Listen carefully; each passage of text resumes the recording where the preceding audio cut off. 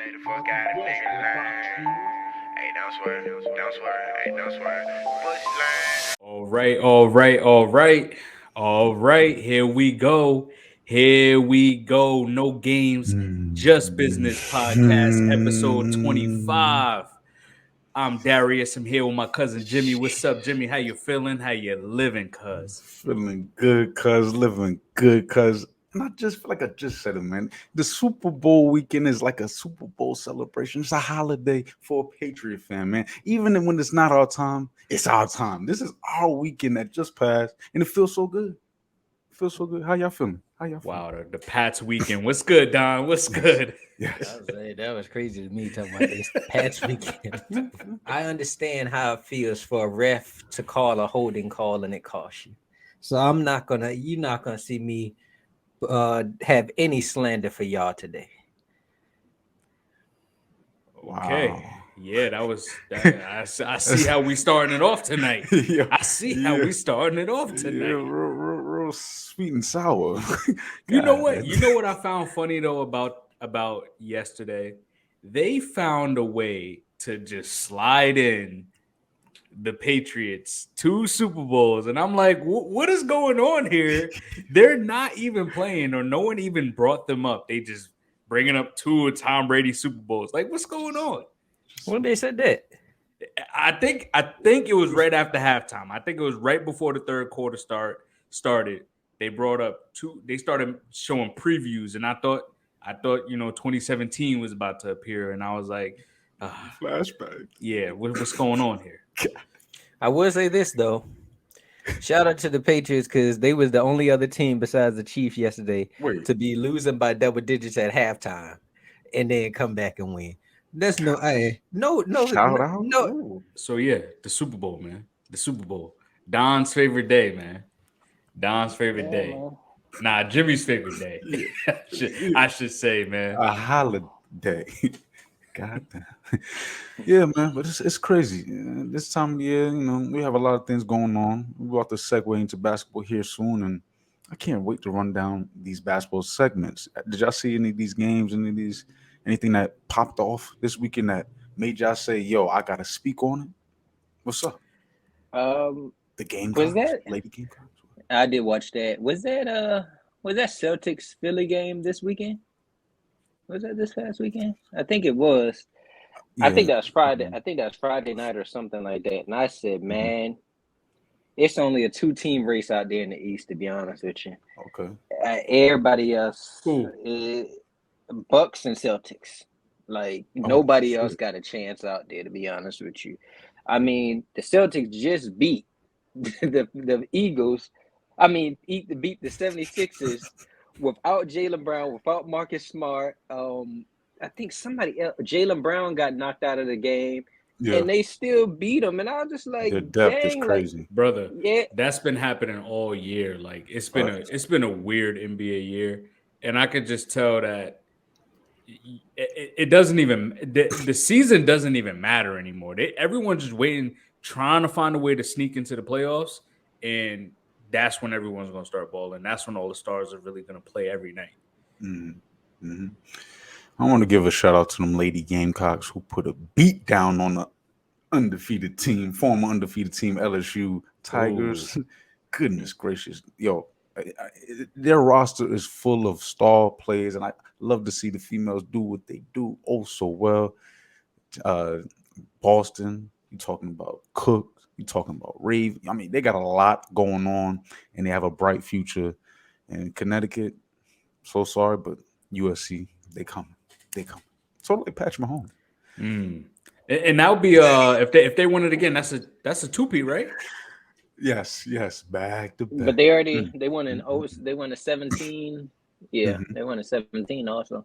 Yeah, Nice, nice. nice Lady squad right there. Gamecocks is coming. I see. Yeah, shout out, shout out. I see, Definitely love I to see see. it. In the place to be. Y'all ready to run this thing down? What's good? Let's do it.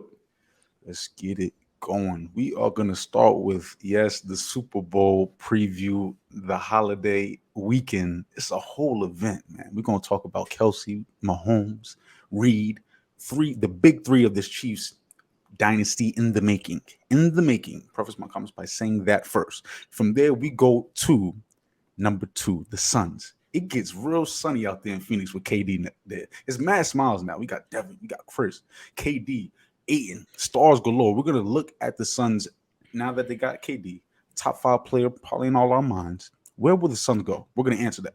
From there, we'll go to number 3, winners, losers, people maybe in between limbo mode or no man's land. We're going to talk about the teams that won the NBA trade deadline, teams that lost the NBA trade deadline. So put our GM cats on. We know how y'all do as far as picking teams. Y'all need to go look back at one of them episodes as far as the starting 5 everyone had. We need to go look at that. Basketball is coming real soon. You're going to see these GMs on who you think they are. Now, from there, we're going to go to number 4, the midseason awards for, yes, the NBA season. This is weird to me because this is an accomplishment midway. Why are we giving people flowers already? But anyway, we're going to speak on the MVP, the most valuable player, the defensive player of the year, the coach of the year, all in between, most improved and all. And we will close it out with the fireworks. Yes, the fireworks. The top list, the top 20 list of wide receivers. Last week, it got real hectic. It got real BS. Quote unquote. But this week we shall see how far the BS shall go with the top 20 wide receivers in the league for this year, 2022, 2023. Let's get Jimmie. Let's go. You know how last week it was me and you. I got a feeling this gonna be one of us two and Darius, because with the receivers, he be with his chest with it. It's the Julio standard. Come on, it is definitely the Julio standard, man. Mm-hmm. But we're gonna see. We're gonna see. Hopefully he surprises us and he just has a normal list that all of us can agree with. Oh, you're gonna love my list, Don. This list definitely for you, because you're gonna like who I got in my top 10. It's gonna surprise both of you. It's gonna surprise both of you. But my man is coming, man. My man is coming. If you saying what I think you're saying, me and you is he ain't. Drake, my boy, but he not there yet. He'll get there. He could have been there. I just want y'all to know there was no biases in this analysis right here. Just know we like that, but we can go ahead. Okay, man. Yeah. Anywho, man. So before we start, Don, I would like everybody to like, subscribe. What it is on Apple. On Apple, you can leave 5 stars. Do all that. Like, just show some love. Shoot, send it to your mama. Send it to your boyfriend, your girlfriend. Mm-hmm. It's there. Even send it to your little 2-year-old daughter. I don't care. Just spread it. You know what I'm saying? Shoot, Granny love football too, man. Oh yeah, send it to her. All right, so let's get it. Super Bowl review, man. Oh man, I will say that was a good game. That was actually a very, very good game. Philly did what I asked them to do. They controlled the clock. They tried to keep Mahomes off the field, and I got to give it to the Chiefs because they took every opportunity they were given and they capitalized off of it. When I say, I think the biggest factor I think the biggest moment of that game, it wasn't the, quote unquote, was it a call, wasn't a call. I don't think it was that. I think it was the turnover. I think the turnover was the biggest factor because that made a difference. The Chiefs, I mean, for them to be ranked bottom half in the league, they definitely exploited, again, where the Eagles can be exploited in the run game. Isaiah Pacheco, 75 rushing yards and a touchdown. He played very well. I think he has a promising future in that backfield. I don't know about Clyde. He might be out of there soon. But I think another big factor in this game was the protection of Patrick Mahomes. You guys played the best defensive line in football. The team that's a few sacks behind the one of the best defenses in NFL history, right? The Chicago Bears, with 70 sacks on the year, and you give up 0 in the biggest game of the season? 0? That's golden. When you got Patrick Mahomes back there, that's perfect. I mean, he completed 77% of his passes. The Eagles only gave up. I know I'm gonna bring it back to the text messages. Sorry, Don. But you said There you are. Patrick Mahomes didn't throw for over 200. Well, guess what? Only 5 quarterbacks this year threw for over 200 yards on the Eagles. 5 out of how many games did they play? We got an 18-week season. Then you got what, 3 playoff games? That's 21 games. That's a lot of games. So again, he did what he had to do, right? It was, I got to give flowers to Andy Reid. That was a well coached game. I think 29 rushing attempts, something like that. 27 pass attempts, very very balanced.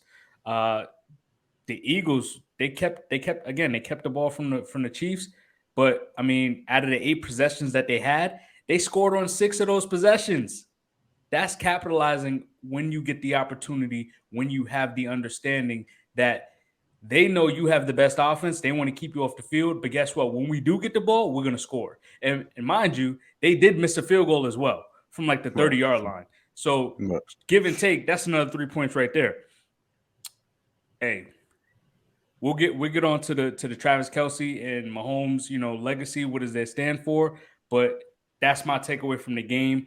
I think both teams played very well, and the Chiefs won this game. The defensive touchdown was the biggest moment for the Chiefs.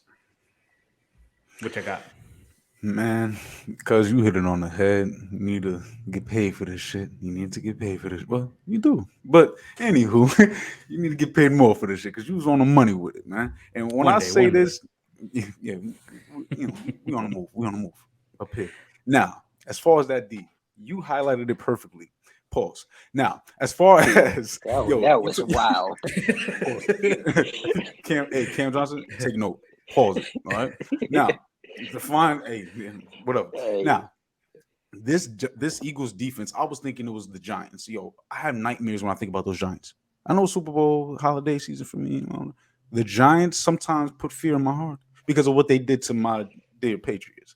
Now, the Giants had dogs on that line.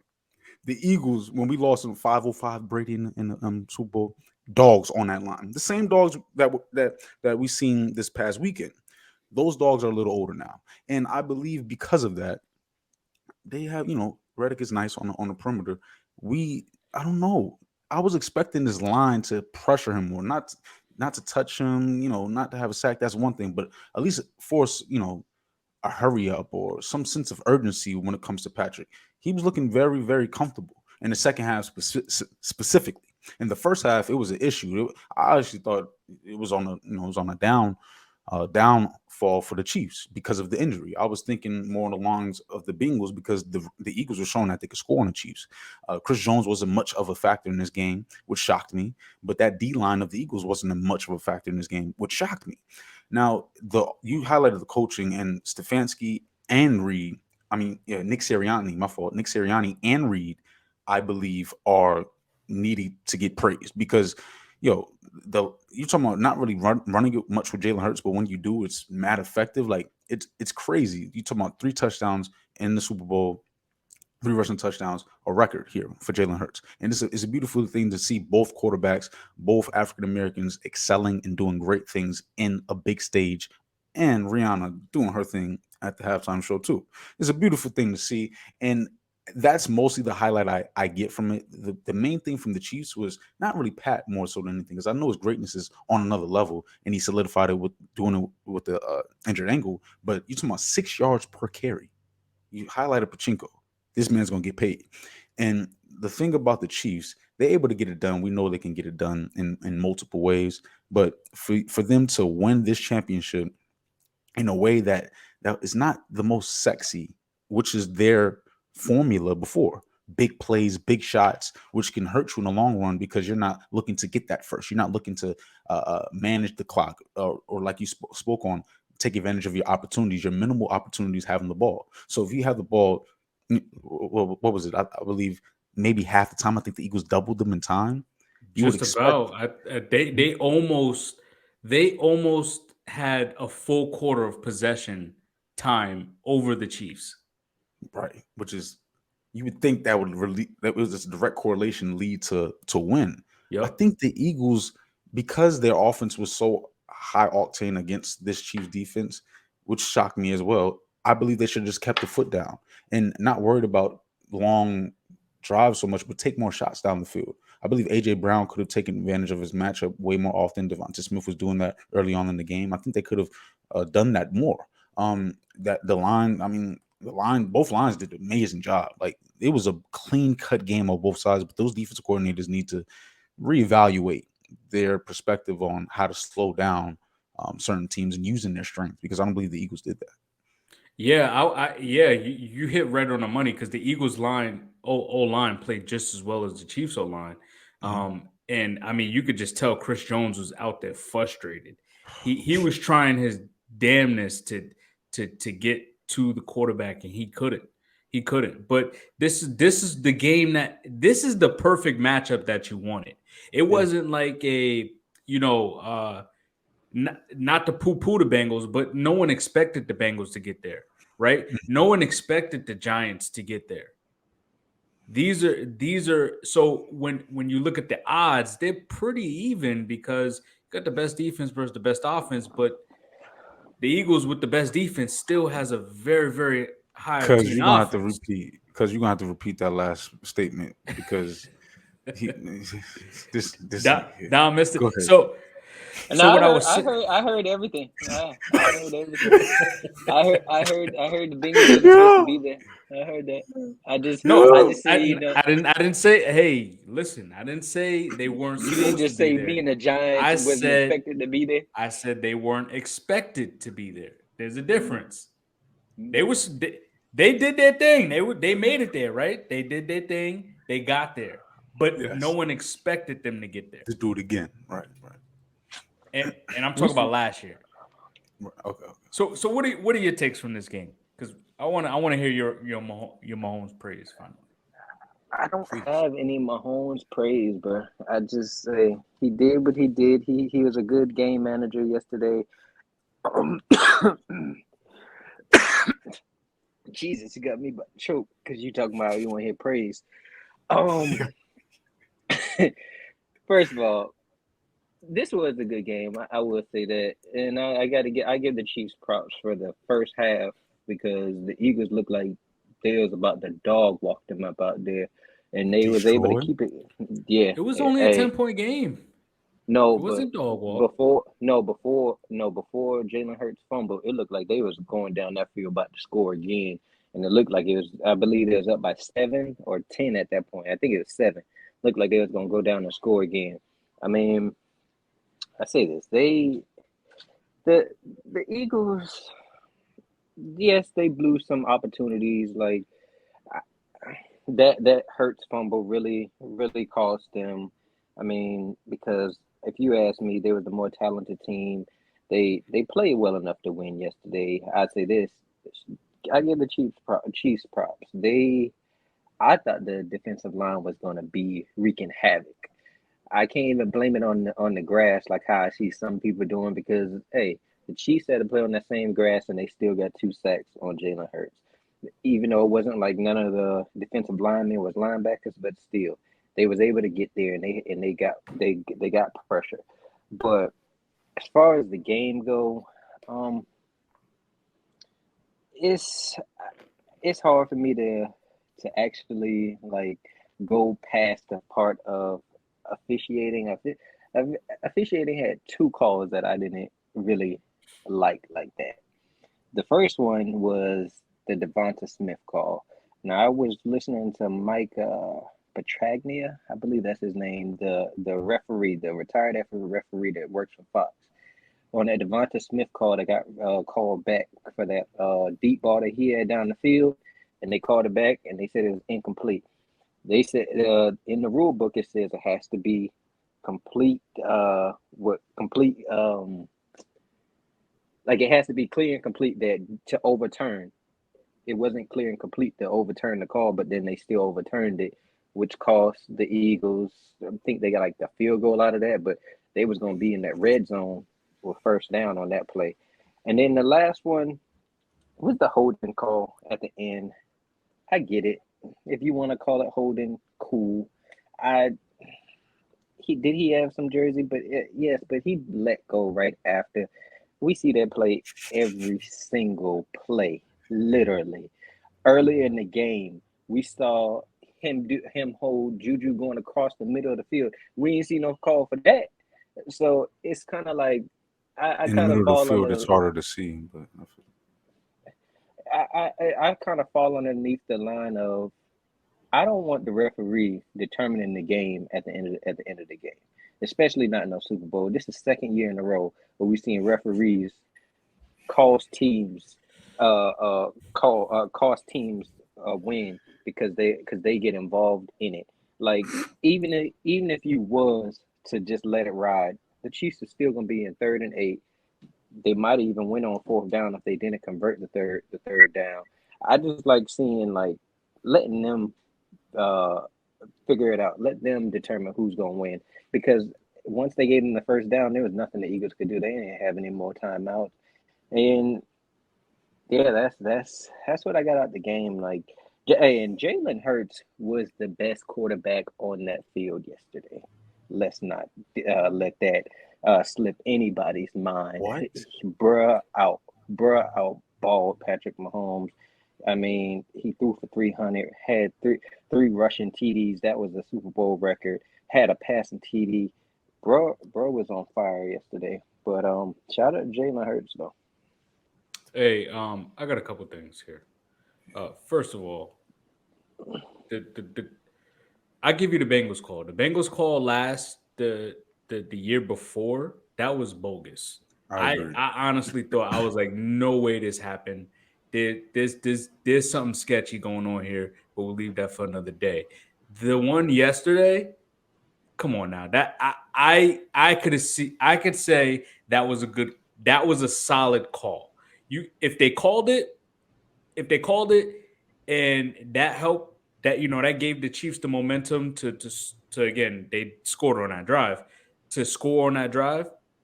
Okay, but if they didn't call it and the Chiefs lose, then they're gonna say, oh well, what about the holding call near the goal line that Bradbury held? Bradbury said it himself he held. I don't know. The transition just looked sketchy to me. Just looked like a blatant hold to me because Juju had him beat once he hit the He held outside. him twice. Yeah, he held him on the hip the second time, and then he held his chest. He literally grabbed the jersey. You Hmm. could see this a slight tug on the jersey when he was breaking in. Then as he going out, Juju had him beat and he held him on the hip. But Okay, do y'all want games determined like that? it's I, a I, call. It's a good I I call. can't. want I No, want I don't sit here and say like the call. I can see why they called it. I can, but my thing is, if a big game like that, the Super Bowl, do you want the final game to be the final play to be basically determined off of the referees getting involved? Granted, the and referees doing their job. I would say this. No, I would say this. If it's egregious, yes, call it. But that wasn't like some egregious call. I mean, He held him play twice. that bro. I don't. I seen slow mo angles that I'm just like I don't know, bro. Bro, let them go right after. Hey, everybody got their own interpretation of what they saw, but me personally, I don't want to see a game determined by a flag and then the team not having any more timeouts to even do anything about it. All they had to do was kneel down now and drain the If clock. if we keep that logic consistent, then defenders will get away with a lot more holding because they understand the leverage of the call at the end of the game.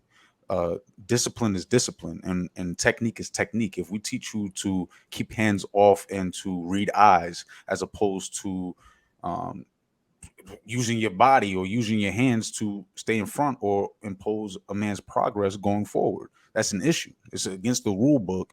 So at the end of the day, it's like a walk. If someone carries or walks on a final shot, Kawhi Leonard on the lucky bounce, they need to call it. He shuffled his feet. He stepped. I know this is the era where extra step and a silent step and all the nah. Like if we're talking about keeping it consistent, that should be called. And I wouldn't be upset about it. For me But personally, Jimmy, uh, but like you saying, keeping it consistent. If they wasn't calling it all game, why wait till the final 2 minutes to start calling? first off, it was blatant. Like you just said, when you hold somebody 2 times, I can let you get away with it maybe once. You thought that was blatant? Yes, and I was sitting here with a Bengal fan watching it, ironically, and he talking about it was an uncatchable ball. He held him before the ball was even released, and then held I him agree with that. I agree. as the ball was in the air. So I it's agree not with that, about but- it's not about the ball. It's about bro wasn't able to get into his route. So Twice. the ball, right? The timing was off. The first time. Right, Yeah. right. The first time, but the timing is off. Like, so of course it's not going to be as it's not going to seem as catchable. There was another time where Jalen threw it and Watkins didn't run the correct route. The ball was thrown where it needed to be. Was it what? Oh, my fault. So Scantley was on the receiving end, and Patrick threw it outside the numbers where it should have been, but because he didn't run the correct route, because his route was sort of impeded, his progress was impeded, it allowed for the timing of the route to be off. And we're talking about a red zone situation here too. The only 2 calls that I thought that was, was some bull was the Goddard catch and then also the Devontae Smith catch. I You think Goddard caught that? no, I definitely did. They give him that, They or gave they him- they gave him that. Okay, I didn't remember. I thought they took that back. Okay, so just the Devontae Smith catch that should have been a catch. But as far as the holding, the way I see it is, I get what you're saying, Don. Like, you don't want that to be to result as the outcome of the game, to help the outcome of the game. But I don't see it that way. I see it as it was a solid call because it did happen. If they called it, they're damned. If they don't call it, they're damned. Because if it's the opposite way, that everyone would be so mad. Chiefs fans would be just as mad. Like, oh, what about this call for, about the holding call? That was a blatant hold. Everyone would have been in an uproar. So I think it was a solid call. But let me get back to this other point that you brought up, because you just slid that in there. Yeah. Oh, you for sure. That Jalen Hurts was the better quarterback of the night. We know damn well Jalen Hurts wasn't the better quarterback of the night. But what I will say, what I will say is that the way Jalen Hurts played last night, I am Eagles fans. I'm saying this now. I'm going to bump him up to my top 5.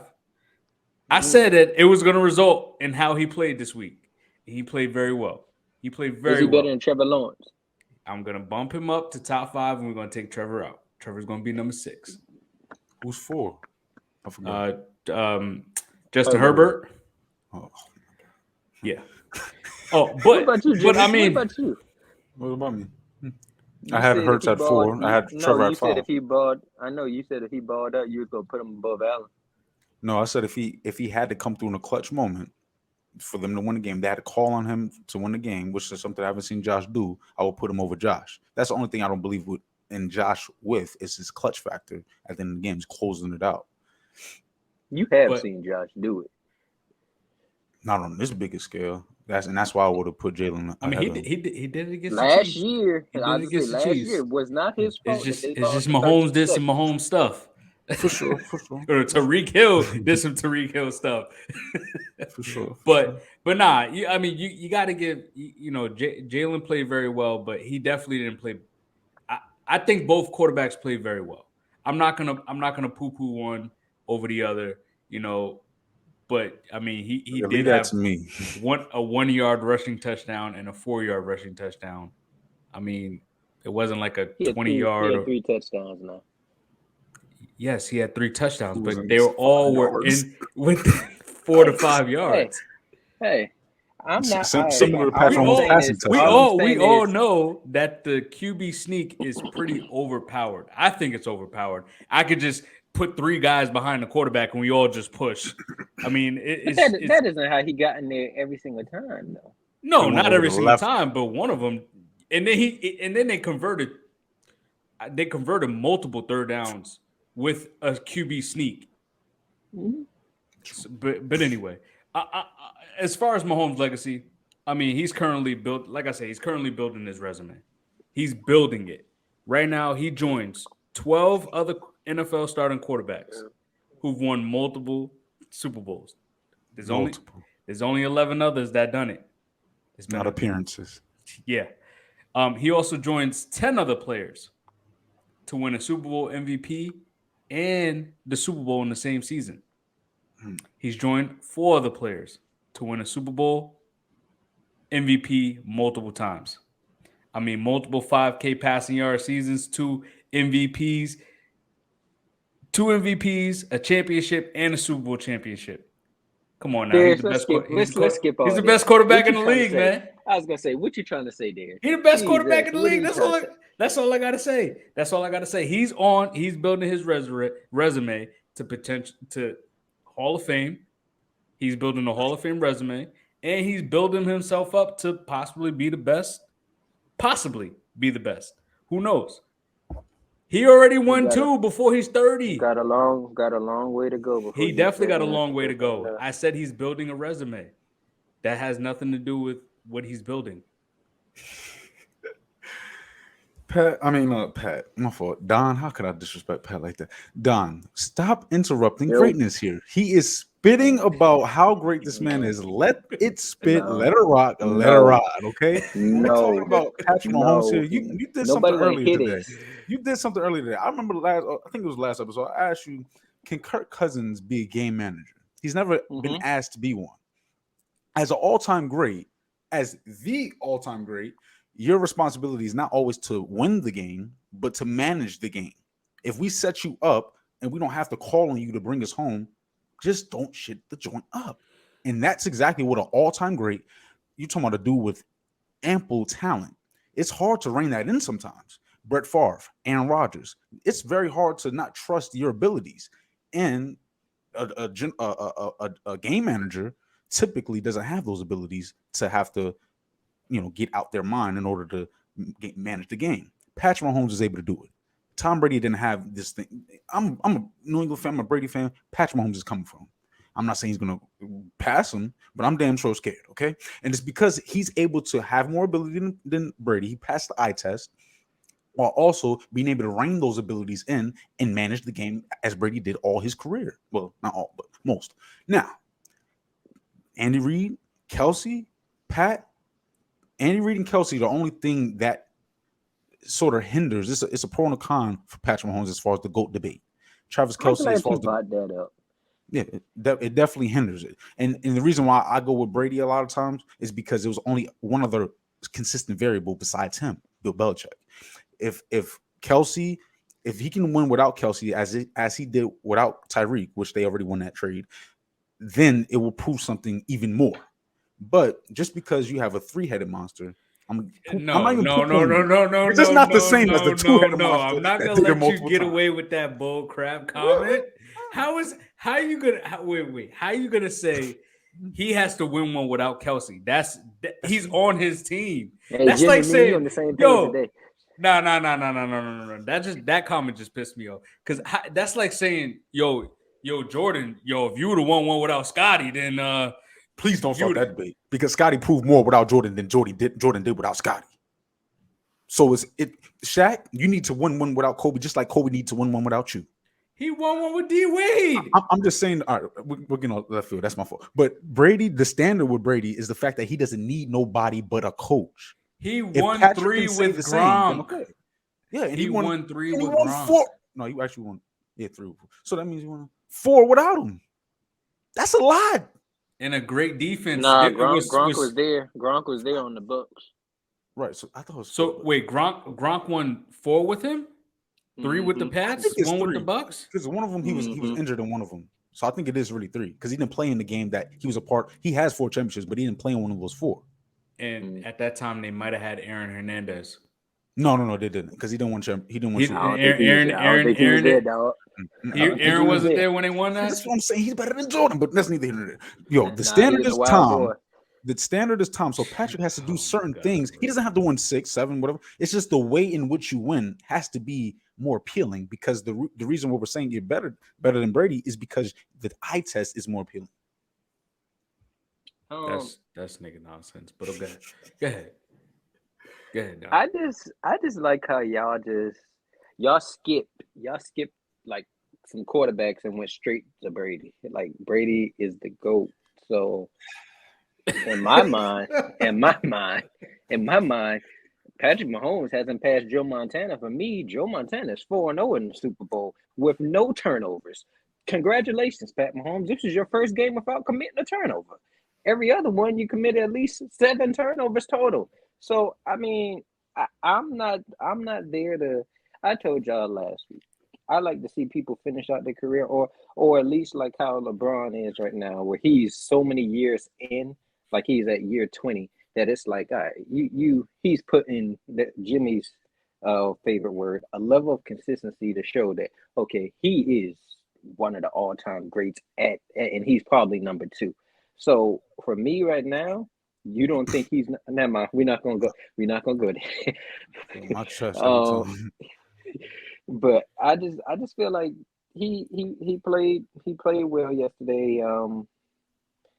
He has 2, so he has that going for him right now. I will say this: I don't think he's going to probably get to 4 or 5. To be honest, I don't think he gets to 5. Yo, honestly, Appearances? honestly, No, as Super Bowls, period. I could see it happening. I could see him getting like 5 rings. Darius, And let me ask you this. I think that at least him and Kelce is going to get one more before Kelce retires. I think because Kelce's 33 right now. I think they can get one more before Kelce turns 37. So at least I don't know between about that 34, one, bro. 35, 36. I Brother, don't know about that they have one, they 'cause have a at young some they point have it's a gonna they have a young deteriorate. secondary. They have a young linebacking core. Chris Jones is only like 27, 28 years old. What are we Darius, you know saying? what They you have failing to one of the mention? best You know O what you lines. failing to mention? You know What what am you I failing to failing to mention? mention? Andy Reid before the Super Bowl was already seeming like he didn't know how much longer he was going to be coaching. Travis Kelce after the Super Bowl said that he don't know how many more of these he got in him. If you take away those 2 pieces, I'm not too sure that this is that dynasty that y'all think is going to happen. That he's just going to rattle off 5 of these things. Like, let's And relax. that's my point about the consistent variables Brother, outside of Patrick Aaron Mahomes. Donald has been talking about retiring for the last 2 years. And And when you he's see on the where that field, got them. He wasn't even in the half the season. He wasn't even on the game. what's You the know why? Because point? I don't one have foot in Cooper and one Kupp. I foot don't out. have Matthew Stafford. Why would I even go out there and play? My money is guaranteed. That's what I'm saying. But I'm saying he 1 foot in, 1 foot out, and you see that team wasn't going nowhere this season. But I'm just saying, you like you said, Travis Kelce, with he 33, 34, whatever he is. How much more years do you think that he's going to be playing at this level, especially being a physical tight end as he is? And then Andy Reid is 70, what he's 70 or 71? Nah, How Andy much Reid's more, 64. Yeah. whatever Bill he Belichick is, is 70. Nick Saban is 70. Bill Pete Belichick is Carroll. better than Andy Reid. Let's relax. I Duh. didn't Come say on. he wasn't, but we're gonna talk. We're not gonna Duh. talk. We're not gonna talk like Andy Reid isn't one of the most winningest coaches of all time. 3. I think he's 3rd Nobody said actually. that. Nobody said that. We just said, all I said was, I just want to put a pause on this. Like, you think that they're just going to be running off these championships. And I also would like to mention, the AFC is not no cakewalk. Like, let's stop acting like the Chiefs just ran roughshod over every single team out here. They didn't, bro. Like, you act like they didn't even beat the Jaguars convincingly. They beat them by 7. Like, it was no like beat down or anything. You Jaguars still is a got the playoff team. Bengals.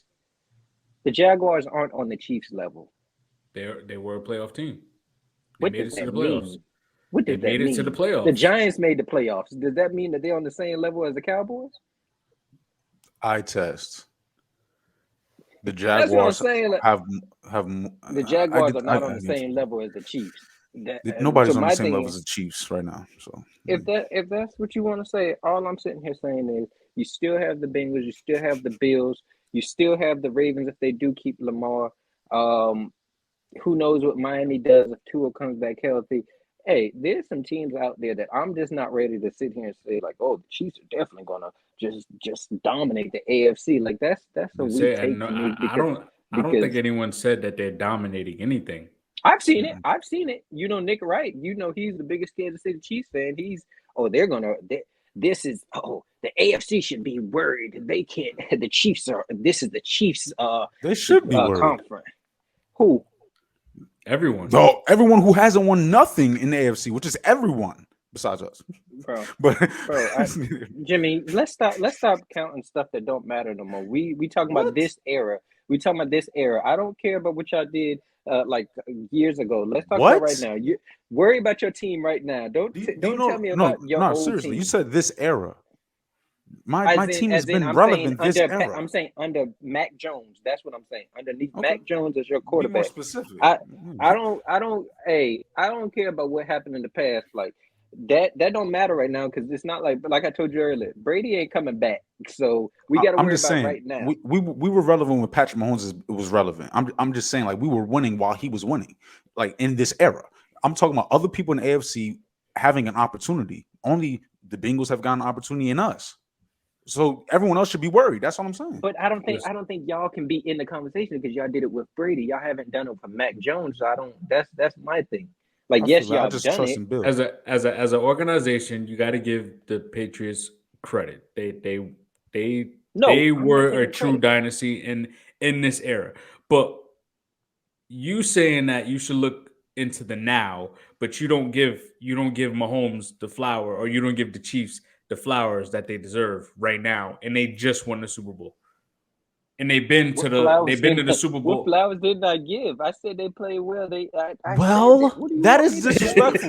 That is a dead flower. What do you want me to say? And then he poo-pooed him. And then he pooed him and went what to. do you want me to say? Jalen played better. The AFC isn't no cakewalk in the park. You shooting down this dynasty before as it's getting started. Yeah, right. I'm not shooting down. Jimmie, you was just with me just a few minutes ago. Don't do that. No. Like me, I'm you with was you just because here a few the things you're saying is what will help Patrick Mahomes be the GOAT. Andy Reid and all those things are important to this dynasty continue on. Travis Kelce as well. You're right. But that's what I'm saying. I can't sit here and be like, oh, he's definitely gonna win all 5 with the Andy Reid factor, the Travis Kelce. But he doesn't need but to. No one guaranteed anything. But I know. I'm saying you said that you could see him winning 5. I'm just like I could see the team winning 5, which is 3 more. But at the same time, I'm also saying like you can't poo-poo the rest of the conference just because the Chiefs won this year. Like you still got some heavy hitters out there that can beat the Chiefs, and we've seen teams be able to beat the Chiefs. You can't sit here and do that. But they're the only team that made it 5 times in a row to the AFC Championship. They have this championship. I mean, this conference pretty much on lock when it comes to contending. Jimmie, I know you're not a big LeBron fan. I respect greatness. But let me ask you this: every year LeBron made it back to back Eastern Conference Finals. Did that mean that the Eastern Conference was strong in every single year, or was the conference weak in some of those years? Let me spit here. Because this is loaded. I'm just saying this is loaded. This is a very different type of conversation. LeBron's road compared to Patrick's road now. Patrick's road now is what's going to help him beat Brady. I agree. Yes. LeBron's road was shitty. That's why I don't praise it. But he did what he's supposed to do at the same time. So I respect greatness. So I get what you're saying. But what I'm also saying is in the conference in which there's been a dynasty that they had to overtake in a sense, a Bengals team that's loaded, all these quarterbacks you keep talking about, they have made it to 5 straight AFC championships in the midst of the era that you're talking about. That's difficult. No, but you was just there, like you said. LeBron, he had weak competition. No, hold on. So the last 2 years, I give him props. That was the Josh Allen assertion. Joe Burrow raised up. Like now I'm sitting here saying back then when he was making those first 2, who was really out there besides Brady. the Patriots? No, I said besides the Patriots to stop them from making it. No, he had to pay. I'm saying to make it to the AFC Championship. Before these last 2 years, the AFC wasn't this loaded. They had teams like the Titans making the AFC Championship, and the Cleveland Browns with Baker. Like that's my thing. I'm just sitting here saying like he's been in the league I for get 5 what y'all years. saying. Yes, I get that. But what I'm saying is the competition wasn't as loaded as it is now. If he runs off 5 straight more with Herbert, Allen, Burrow, Lamar, yeah, you got to give him his props. He did that. He got the 5 straight. But I'm just like, I'm not here to sit here and be like, oh yeah, every AFC championship counts the same, because it doesn't, because you didn't have as much, you didn't have a hard of a test to get there, to be honest with you. It's still an accomplishment. I'm not taking that away from you. It's still an accomplishment. But just like LeBron stuff, LeBron went through like the Hawks, some weak ass teams to get to the Eastern Conference But Finals who are the every Bengals and single year. Bills at the latter end? Because you just spoke on the last 2 years, the Chiefs have had stiff Yeah, competition. that's what I'm giving him props in for. your estimation. But you keep comparing them to LeBron. Where was the stiff competition? Paul George and Roy Hibbert, Derrick Rose and Jimmy Butler before he was somebody? Like that's not nothing. That's not the Bills and Bengals. Hold I promise you that. Them Bulls teams was pretty good. The Pacers was They pretty were good. pretty good. Yeah, that's what I'm saying. They shouldn't have went to team, 6 with Miami. I'm sorry, or even 7, 6 or 7 with Miami. Who? Big 3. I believe the Bulls shouldn't have gave the Heat as much of a run. MVP. Indiana shouldn't have, I understand that, but LeBron, especially a dude that this ain't a big, you can do something about Derrick Rose. D Wade, you could do something about Derrick Rose. So the matchup allows for me to say the Heat, especially with the firepower you have and the coaching experience, like it's more proven on your end, and you're telling me it went to 6, 7? Nah, that's not impressive to me. When you're speaking on what's impressive, the Jaguars and one wasn't that impressive to me. I agree with that too, but I also believe the Jaguars are a lot better than what we say that the Chicago Bulls or Indiana Pacers was back then. I believe the Jaguars will be a lot better than what we deemed the Indiana Pacers and Derrick Rose in them. All right, so we're getting to time here, but there's one thing that Don said that I just want to point out. It's just the road to the championship, and this is my last thing. So the first year with Mahomes at the realm, they beat the Colts. I mean, Andrew Luck, was he not one of the best quarterbacks in the league at that time before he retired? Okay. They beat the Colts, and then they lost to Brady in the conference championship. The next year, they won the Super Bowl. Hold on. What you fail to realize about that Colts game, the Colts blew a big ass lead. Like, and the same thing the next they did the same thing like the Chargers. The same thing the next year with the Houston Texans. Deshaun Watson led Houston Texans, but both teams was 10-6. And then they beat the Tennessee Titans in the conference championship, and then they beat the San Fran 49ers in the Super Bowl. The next year they lost the Super Bowl, but they beat Cleveland. They beat the Bills in a close game, and then they lost. They got destroyed by the Bucs.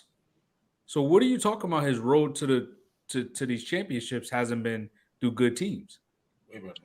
Yeah, the last, I only really count the last two as being really a really hard road to get there. Like you said, the Cleveland Browns. The Cleveland Browns was not like that, bro. Like, let's stop. The Texans, bro. Miles You Garrett don't is.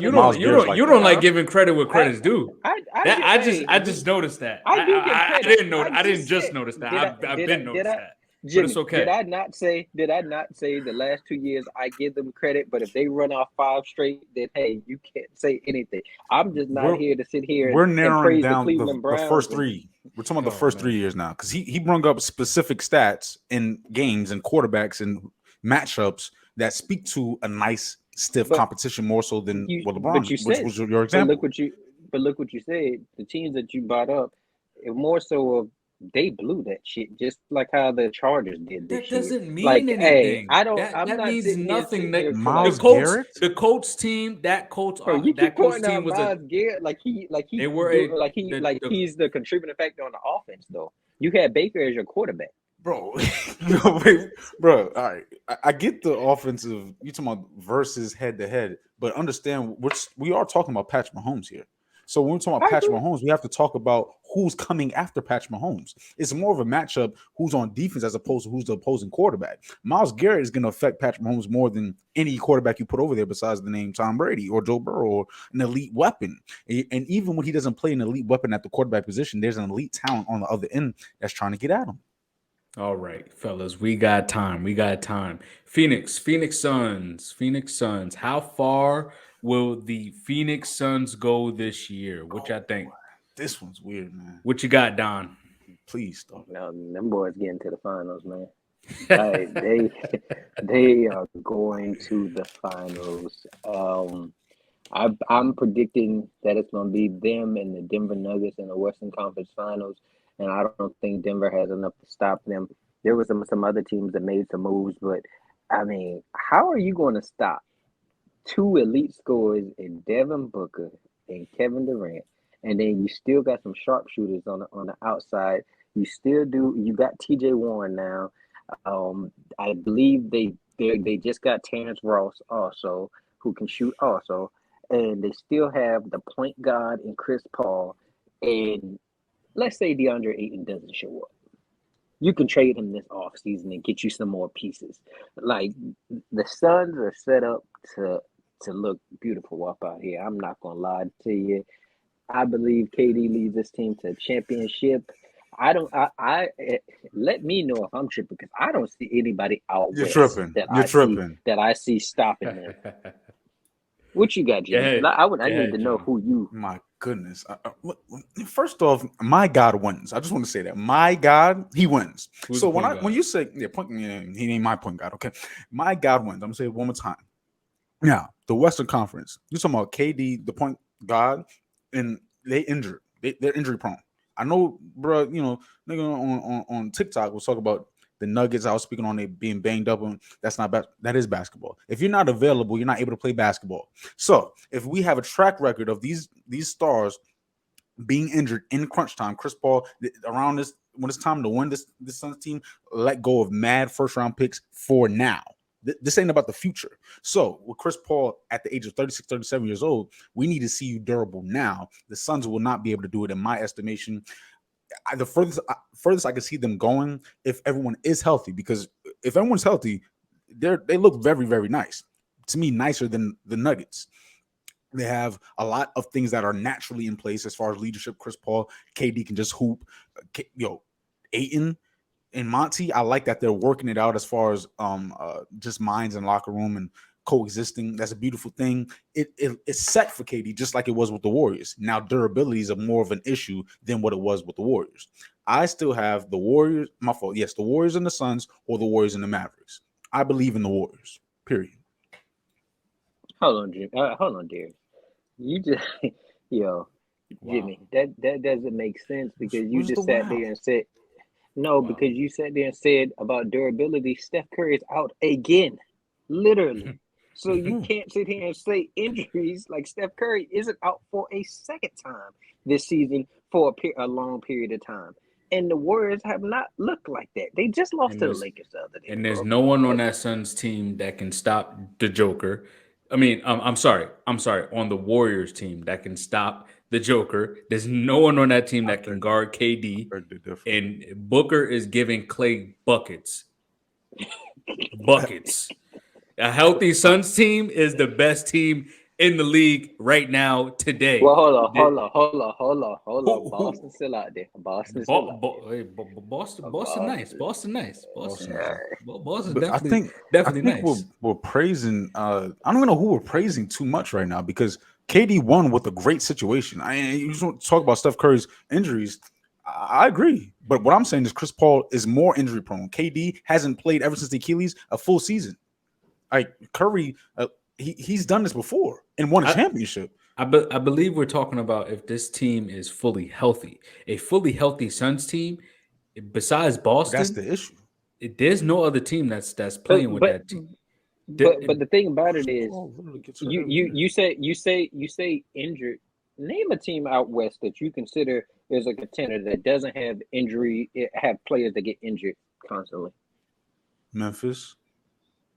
They have Do you think Memphis? Steven Adams is hurt right Jaren now. Jackson, Kyrie. Christian Woods is out right now. Who else you got, man? For the Mavericks, yeah. The Warriors. Steph has been out twice already. Bro, do you know who would compare? Like, because you're making a great point as far as everyone's typically banged up. What I'm saying is Chris Paul, all his career, when it's needed the most, he's banged up. KD every year since a major injury, Achilles, we haven't seen him play a full season. Like this team, Devin Booker has not. But I mean, the thing about that's it is, facts. yes, The you Warriors have a have been point. banged You up and have won a point. championships. You got a point, So- but at the same time, is he's gonna come back. You don't think if let's just do this hypothetical. Everybody is healthy. Every team is healthy. Who are you taking? Listen, that's what I already answered. I already said I would have the Suns. To my barn injuries, I'm taking the Mavericks over Suns in a series. If we're talking in war, and I got the Warriors and the Mavs, Suns, but I got the Warriors regardless. I just want to know who. Oh, I just want to know who's guarding KD at anyone in Nobody. the West. It doesn't Who's matter because guarding he's in the KD? East. It Okay, doesn't matter because he's going to and besides KD, I didn't even get to Devin Booker yet. But We've seen that. bearing injury, because you do have a point there. Chris Paul tends to always get hurt in the during playoff times as he continues to age. That is a fact. But you don't think Devin Booker can handle the ball? You don't think Cameron Payne could step into the game and handle the ball for this Suns team? You don't think KD could play all 5 positions? You don't think he can be the sole ball handler on this team? You don't think he's going to be able to elevate Devin Booker's offensive game, help him maximize his offense? Yes. Now, if they were to play the Mavs, the same team that beat them last year, without Kyrie, I would take the Suns without Kyrie. If the Mavs didn't have Kyrie, I would take the Suns. If you add KD. KD has needed so much, and he's shown that he needs so much. And this Suns team hasn't proven too much to me. In the finals, relying on Devin Booker and Chris Paul has shrunk multiple times. Even when he does play, he doesn't elevate in the postseason. We're not expecting him to because you have Devin, you have KD. KD as the closer, the sole closer, we've never seen it. Devin Booker, we don't know if he can close.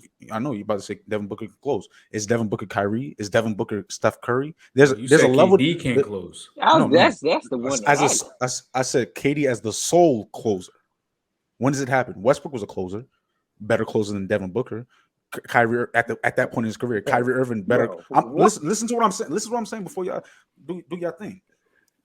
There has KD. This is the you could argue the watered down or the least best duo he's been a part of. Devin Booker was not Westbrook, Kyrie, or Steph. What he was expecting out of Kyrie has already been proven. Steph already been proven. Westbrook, they got to the championship. Young. Devin Booker just was in the championship and folded. They also had James Harden, Serge Ibaka, and who Kendrick Perkins, who was there to just grab boards. You're missing my point. I'm talking about KD as a sole closer. Sole dude you can trust. I'm not so sure when he's going to situations that he can trust. Like he wants to be able to be in a situation where he can do his thing. The Warriors is the only organization, a dynasty, is where we've seen him win. Why do we believe the Suns are on the level of the Warriors so that you can just plug and play and KD just make it happen? This ain't LeBron. Because they didn't that level of greatness. They didn't give up assets. They didn't give up assets to bring in. They didn't give up assets. They have the wing defender. Who? You talking about Mikal Bridges? Yes, brother. I give up Cam brother. I don't have time to. I'm the Suns organization. I have an agent, Chris Paul. I got a rising superstar in Devin Booker. I got a big man who's a top 10 big man in the league. I'm gonna get the best player, one of the best players of my generation that can still put up numbers. I won the deal. We have no championships as an organization. I'm going all in. I don't have time to continue to develop Cam Johnson. Crowder didn't play all year. He's been looking for a trade. And Mikal Bridges, I mean, this is his career year. He's played well, but I can get more out of KD and TJ Warren. How many years? I don't need years. I'm winning rings. That's what this is all about. But that's what I'm asking. How long is the window open for them to win rings with KD? The Suns had a bigger window. If you Chris Paul's on the back end, if you put Fox on that Suns team with Bridges in the window's open again. Chris Paul is the only issue as far as being old. Everybody else was ready and had experience in the championship. And that's why you bring in KD, because this is also for Chris Paul. This isn't just for the organization. This is also for Chris Paul as well. You're looking for him to get his first ring. I'm just saying, KD can close games. This team, a healthy Suns team, is the best team in the league besides the Boston Celtics. That's a dangerous duo between it. Chris Paul could still give you a double-double any night. we might as well take the injuries off on franchise mode because a full season, 82 games don't affect everybody the same. Yo, Jimmy, it's just like you're going straight to the negative, and it's like, bro, we Because don't know that's if what these it's been players for are Chris going. You don't Paul. know, but you don't know if they're going to get injured. Just like you could say, everybody. I can literally name multiple teams in the Western Conference that have people. We did it earlier to have people that get injured. Like you On can't Chris just sit Paul's here and level? just point out. You can't put the That's Nuggets. a real question. The Nuggets, Michael Porter Jr. and Jamal Murray. Like, is multiple How long have they been in the people on league? every. This is what I'm Multiple saying. Jamal I Murray has praise. been in the league multiple years. This is Like what I'm saying. 5 I years, praise. think. I I think praise he's sample been in. size. Chris Paul has been in the league for 15 plus years, my nigga, and been hurt and banged up and not showing up like he needs to in the postseason for the last 7 of them. I give you that. Chris Paul does not show Porter up in the playoffs. Porter just got in the league. Murray, I'm gonna give them more of an But opportunity. Why would I give Chris Paul more of an opportunity when he's showing me something? Makes even no if sense. bro, even say Chris Paul did get injured, I'm still taking Devin Booker and KD over anybody in the West. Okay, that's you. I don't care about nobody else. And You can I sit just here made a and say great point with KD's injuries just too. just like you sat here and just said about Chris Paul. Where the hell was Kyrie last playoffs I'm not. when they I'm played not Boston? defending. Where I was question they? Because they got Kyrie's Very swept, right? quiet. Very quiet.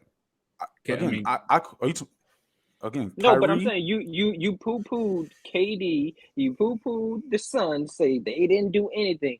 Was that you? Was that you or Darius? That was Darius. I'll use Darius' argument. What has Kyrie done without LeBron? That's what Darius told me the other day. Yeah, what has he done without LeBron? Nothing. And what have the Suns done?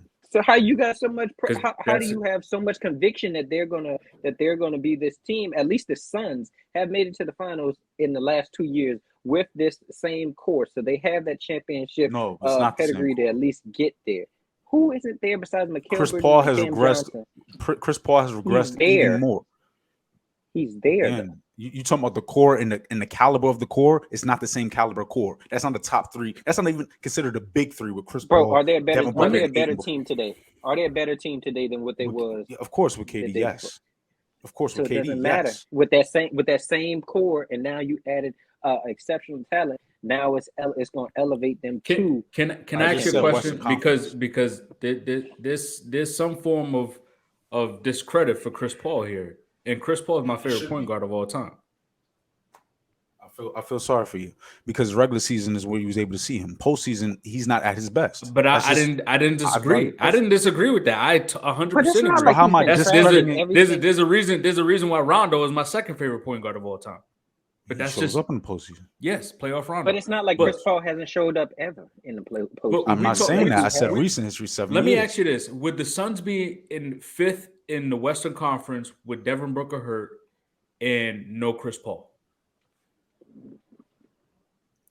Of course not. Chris Okay, Paul then. is essential Chris leader. Paul, Yes. exactly. So he does. And I bring said he was a some leader form earlier. a factor to this team. Of course. And but if healthy, but like you said, if he's not healthy, I still think they can get it done with Devin Booker and KD and Cameron Payne playing the point guard and DeAndre Ayton at the 5.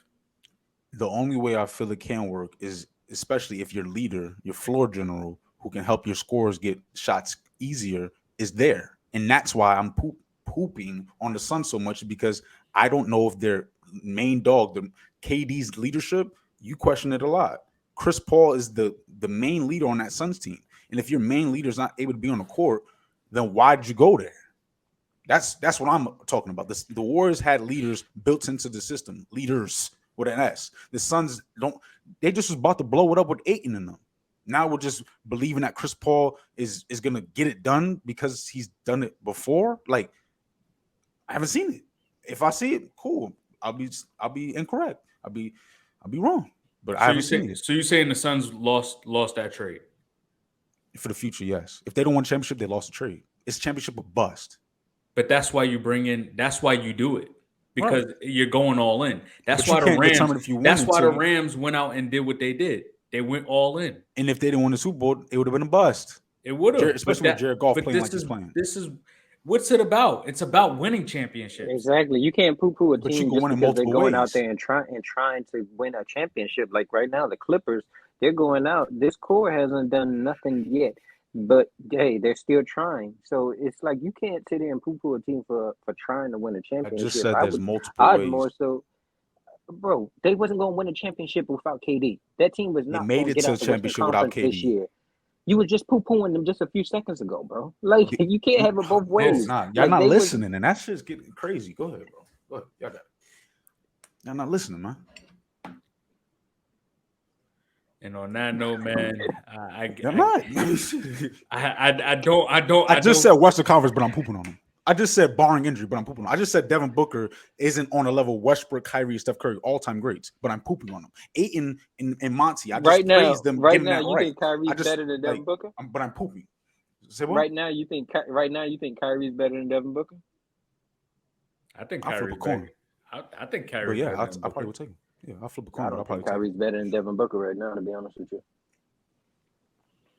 I don't know what that's supposed to. Yeah, I don't know. Supposed No, but it was because he said something about Westbrook, Kyrie, and then who else you named? all Kevin the Durant? Steph, Kyrie, Westbrook, all the number ones that KD was also able to rely on. Devin Booker has been asked to be number one, going from number Well, one duties to. Hold on, right quick. You always say if a team has not won, they didn't do anything. So basically, we should cancel out Westbrook. We should cancel out Kyrie because they did not. KD did not win with those two. So you can't get. That wasn't my point. I didn't. I brung Bro, up. all I'm sitting here saying is I think all of them are on the same level. Yo, literally. You talk about my point. Let me spit about my point. I'm speaking on Devin the Booker, co-star, Kyrie, the other closer. When I brung up those dudes, I was speaking up on the other closer next to KD, the other guy to bring them home, the other star next to KD. What I'm saying is Devin Booker is not on the level of what Westbrook was then, Steph Curry was then, Kyrie was then. He wasn't on that level. Chris Paul's leadership is not on the level of what the Warriors have in place. The Suns don't have as far as it being array, the organization, the Nets, leaving them. The Suns, I believe, was just on the brink of that a couple months ago. If Devin Booker's a top 10 Devin Booker's a top 10 player this year. What do you mean?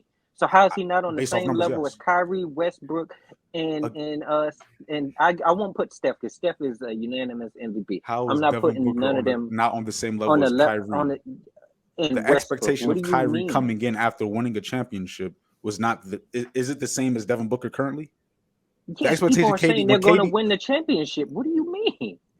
When KD and Kyrie joined, the expectation that came with Kyrie was more than the expectation that comes with Devin Booker at this point in his career. Both are championship.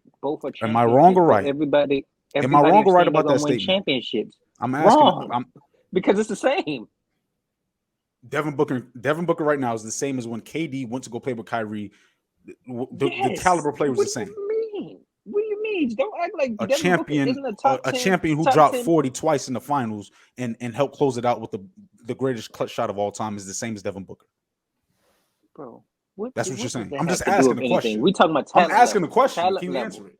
Talent level. Yes. I asked a specific question. Can you answer it?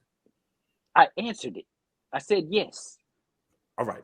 I can't entertain Devin Booker being on the same level as Kyrie, a champion, a proven dude. That's crazy. Bro, I can't because that same proven dude didn't prove nothing these last couple playoff runs with Kevin Durant, but yet you want to bring up when he was with LeBron. I don't give a fuck about when he was with LeBron. What has he done now? The Nets haven't been nothing. The Suns haven't been nothing. This is the problem. That's my point. You, Jimmy. You're making my point. You always go back to history. This is your problem that benefits you, but it doesn't work for the now. Just like, what are you doing now? That's just like your Patriots. Your Patriots are trash right now, but you like to bring up when they was good. I don't care about what they did in the past. What is Kyrie doing right now? And Kyrie has not been that same player that you can rely on that was with the Cavs. We've seen if you comprehend my point, we can get somewhere. They just got swept last year. So you're making your own points, but not understanding my point. Jimmy, you said they added a championship. You said they added a championship level player. That same championship level player did nothing for the Nets. I spoke on the expectations. Again, you're making your point while trying to understand mine. I spoke on the expectations of the Nets when they acquired Kyrie and KD. because Kyrie already won a championship, because KD already won a championship and proved that they can win, it's different level than Devin Booker and KD, and especially without Chris Paul. But with Chris Paul, to me, it's about the same because he ain't prove a damn thing either as far as showing up in the postseason. And the There's leadership is why he's If there. both are there's a lot championship of and both of them have yeah championship level expectations, what does that mean, Jimmy? That doesn't make sense. yeah Again, I y'all can't spoke on Chris Paul not being there because my point is I don't know if Chris Paul's going to be there. So Devin Booker and KD, I don't believe is going to be the same as Kyrie and KD. The leadership with the Nets was not nice. The Suns was just about to blow it up. The Warriors had stability. The only but- stability that is with Chris Paul's leadership. I understand what you're saying. So you're saying without CP3, there is no expectation for the Suns to win the championship For me, yes. for you. Okay. Well, I think But why are we taking That- people off that- that's there? but it's okay. Let's just use that as even so, Devin Booker is still considered a top 10 player in the league. And if KD is still considered a top 10 player in the league, that still should be championship aspirations. If you're looking at it as an organization, even if someone was to acquire Devin Booker, they're looking to improve their team. Just like when the Lakers are talking about bringing in Bradley Beal. I mean, that's them trying to better their organization because Bradley Beal is considered a top 20 player in the league for championship aspirations. So I can't agree with some of this. I will say that if the Suns are healthy with Chris Paul right now, Chris Paul is healthy right now. We don't know about what the playoffs look like. I think that the Suns won this trade, and we're actually just gonna segue right into this winner and loser of free agent. So my winner of free agency is the Phoenix Suns, because at the end of the day, when I look at trades, I look at who got the best player, who got the best player of the trade, and the Suns got the best player of this trade. You got a 7-foot monster, 7-foot assassin that can score from anywhere on the court. Offensively, he's one of the greatest. So what? It doesn't matter to the playoffs anyway. The Suns are already in the playoffs. So when KD comes back, he'll just elevate that offensive game. Chris Paul, if he is healthy, he can get all of these shooters. He can get all of these shooters the ball. If Devin Booker is healthy, he's going to be able to open the floor for the Suns team. DeAndre Ayton. Sometimes we don't know if we can count on him. Sometimes he'll go 8 for 20. I've seen it. Trust me, I've lost some money on it, but we're going to leave that for another day. But again, Warren, I think he'll come off the bench and he can give you the same production as Cam Johnson. He can shoot just as well. Maybe I think Cam Johnson can shoot a little better, but he can score off the bench. This team is already third in the West. Third. I don't see how this isn't a championship roster with bringing in KD, because they're not expecting Chris Paul to be not healthy when the playoff time comes. They're expecting this team to be fully healthy. And if they are, this team is very dangerous. With Chris Paul as their floor general, with Devin Booker and KD being your main scorers and DeAndre Ayton being your third leg, I mean, I don't see how they didn't win this trade off the rip.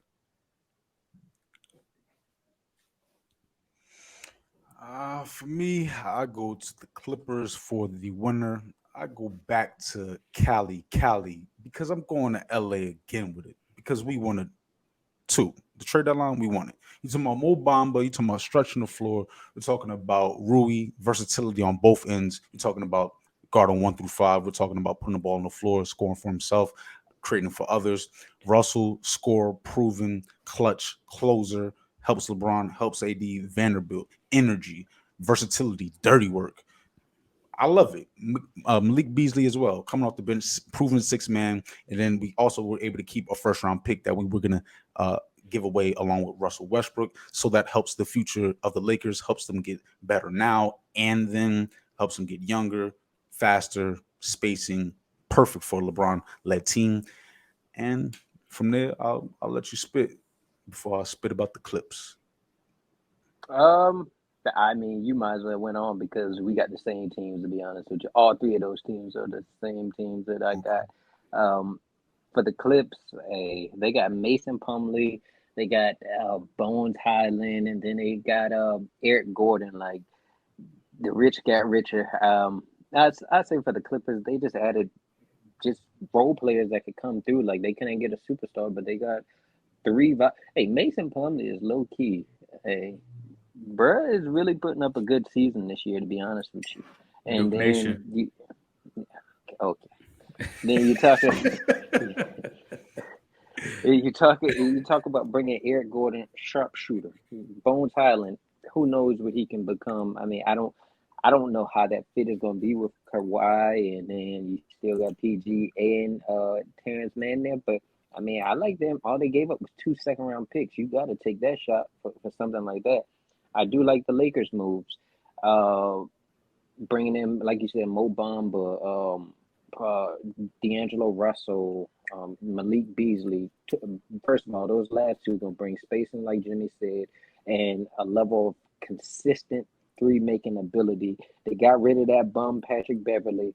Who else they got rid of out there? It was I'm not going to throw no disrespect on Westbrook, but Thomas Bryant. Yeah, I like Thomas Bryant. I'm actually mad they got rid of him. He's been good, but even though he's been complaining about his minutes, but now you're going back up Jokic, and you're not going to get much more minutes out there either. But hey, that's not what we're talking about right now. I say this: all three of those teams are winners. I mean, anytime that you can get an all-time great like KD, you won the trade. I don't care what you had to give up. You won the trade. The Lakers, You go get KD. yeah, the Lakers. I think this makes them definitely a playoff team. Besides that, I don't think it makes them guaranteed. I say the furthest I can see Lakers getting is the Western Conference. I mean, the semifinals. Oh, I'm about to sit down. It's funny you said Patrick Beverly. He goes, he said the gang's back, and then he got traded 10 hours later, man. Damn. Dang, bro. Yo. Oh, man. Yeah. So now for my losers, I think y'all gonna like this one, man. I think y'all gonna like this one. It's the Memphis Grizzlies. That's who lost. Because you know what? You gotta be careful what you wish for. I think John Morant just said, yo, we good in the West. Well, you know what? You're not good in the West. Because guess who came to the West? KD to Phoenix. Kyrie came to the West. He went to the Mavs. You know what? The Pelicans, don't sleep on them. Because if they get into the playoffs and Zion Williams comes back, they got BI back. They in the West. Oh, yeah. Pick up Jason Richardson. Them Lakers boys. I think y'all just talked about them Lakers boys bringing in D'Angelo Russell, Malik Beasley to come off the bench as a nice little scoring. They got a big man in Vanderbilt. I like it. Rui is actually not bad. I between him and Thomas Bryant, I think I take Rui over Thomas Bryant, but I did like Thomas Bryant. AD's back. I think they'll sneak their way into the playoffs. He ain't playing like how he was, but still. They'll get there. They'll at least get into the playoffs. Don't forget about the best team in the West right now, the Denver Nuggets. Memphis, what you doing right now? Y'all, without Steven Adams, y'all don't look like that dominant in the West. Because right now, Ja can't do it by himself. They're young, they're fast, but you know what? A lot of these other teams, they got veteran leadership. They got veterans, I should say. Veterans that have done it. Veterans that have been here. This team might be a little bit too young for this Western Conference right now, and they might just get beat up when the playoff time comes. So just be careful what you wish for, because now the West is coming. Real quick on that point, I'm here for poo-pooing on the Grizzlies, but I will say they did try to get Anunoby. They offered 3 first-round picks. The Raptors didn't want to go for it. They did pick up Luke Kennard, who can help them with shooting. Oh, shit. But other than that, I don't know, man. Like, Hey, I the agree. Warriors tried to get what's his name? OG from Toronto as well. So just Yes, imagine if the Warriors got him. I don't know who they would have had to give up for him or what kind of the draft war. capital. I was gonna say the Warriors. I mean, the for some reason the Raptors think they like that out there in the West because KD left. But Jimmy, you want to go or you want me to go? You spit. Uh, for my loser, look no further than my Miami Heat. What are we doing out here? What are we doing? Like, hey, you should have seen the Miami Heat community. They was in a frenzy. It was like every other team is making trade deadline moves, and we're just doing nothing. And I agree with them. I mean, you could have. I mean, I don't know if he was available. See about Zach LaVine. I even said go see about Bradley Beal. Something, do something. But you about to run the same core back. This core isn't going to do anything. Like they not like that. Like, yeah, we had our run these last couple years of Jimmie, but man, look here. Kyle Lowry's washed. Yo, Our bench that's unit. the first one I gotta go. Hey, hey, our bench unit. Half of the time, you don't know who's gonna be playing and who's not playing. You still got Duncan Robinson I think he's making like 15, 16, 17 million this year. It's like he ain't worth it. It's like, man, what are we doing? Stealing Like, money. hey, at this He's point, stealing. I'm trying to tell you, at this point, I contemplated, should we just blow this thing up, to be honest with you? Like, I get we still got Jimmie and we got Bam who's playing at a high level, but I mean, what are we doing? Like, we're not competing. We're not. I don't even think we're not going to beat Philly. I think if it came down to it, I probably would take Atlanta. Uh, I'm not even going to mention the Bucks or the Celtics. Like, hey, this team just depresses. This is just depresses me. But go ahead, Jimmy. I'm definitely glad you spit first because I'm gonna take it a little easy on you now because I had the Miami Heat as well. Yo, since 2001, August of 2001, y'all ain't did nothing, man. Y'all got Kyle What Lowry you and mean? but y'all ain't made no moves to do nothing as far as We got upgrade your LeBron. roster. 2000, bro. You My said fault. I said 2001. my fault. 2021.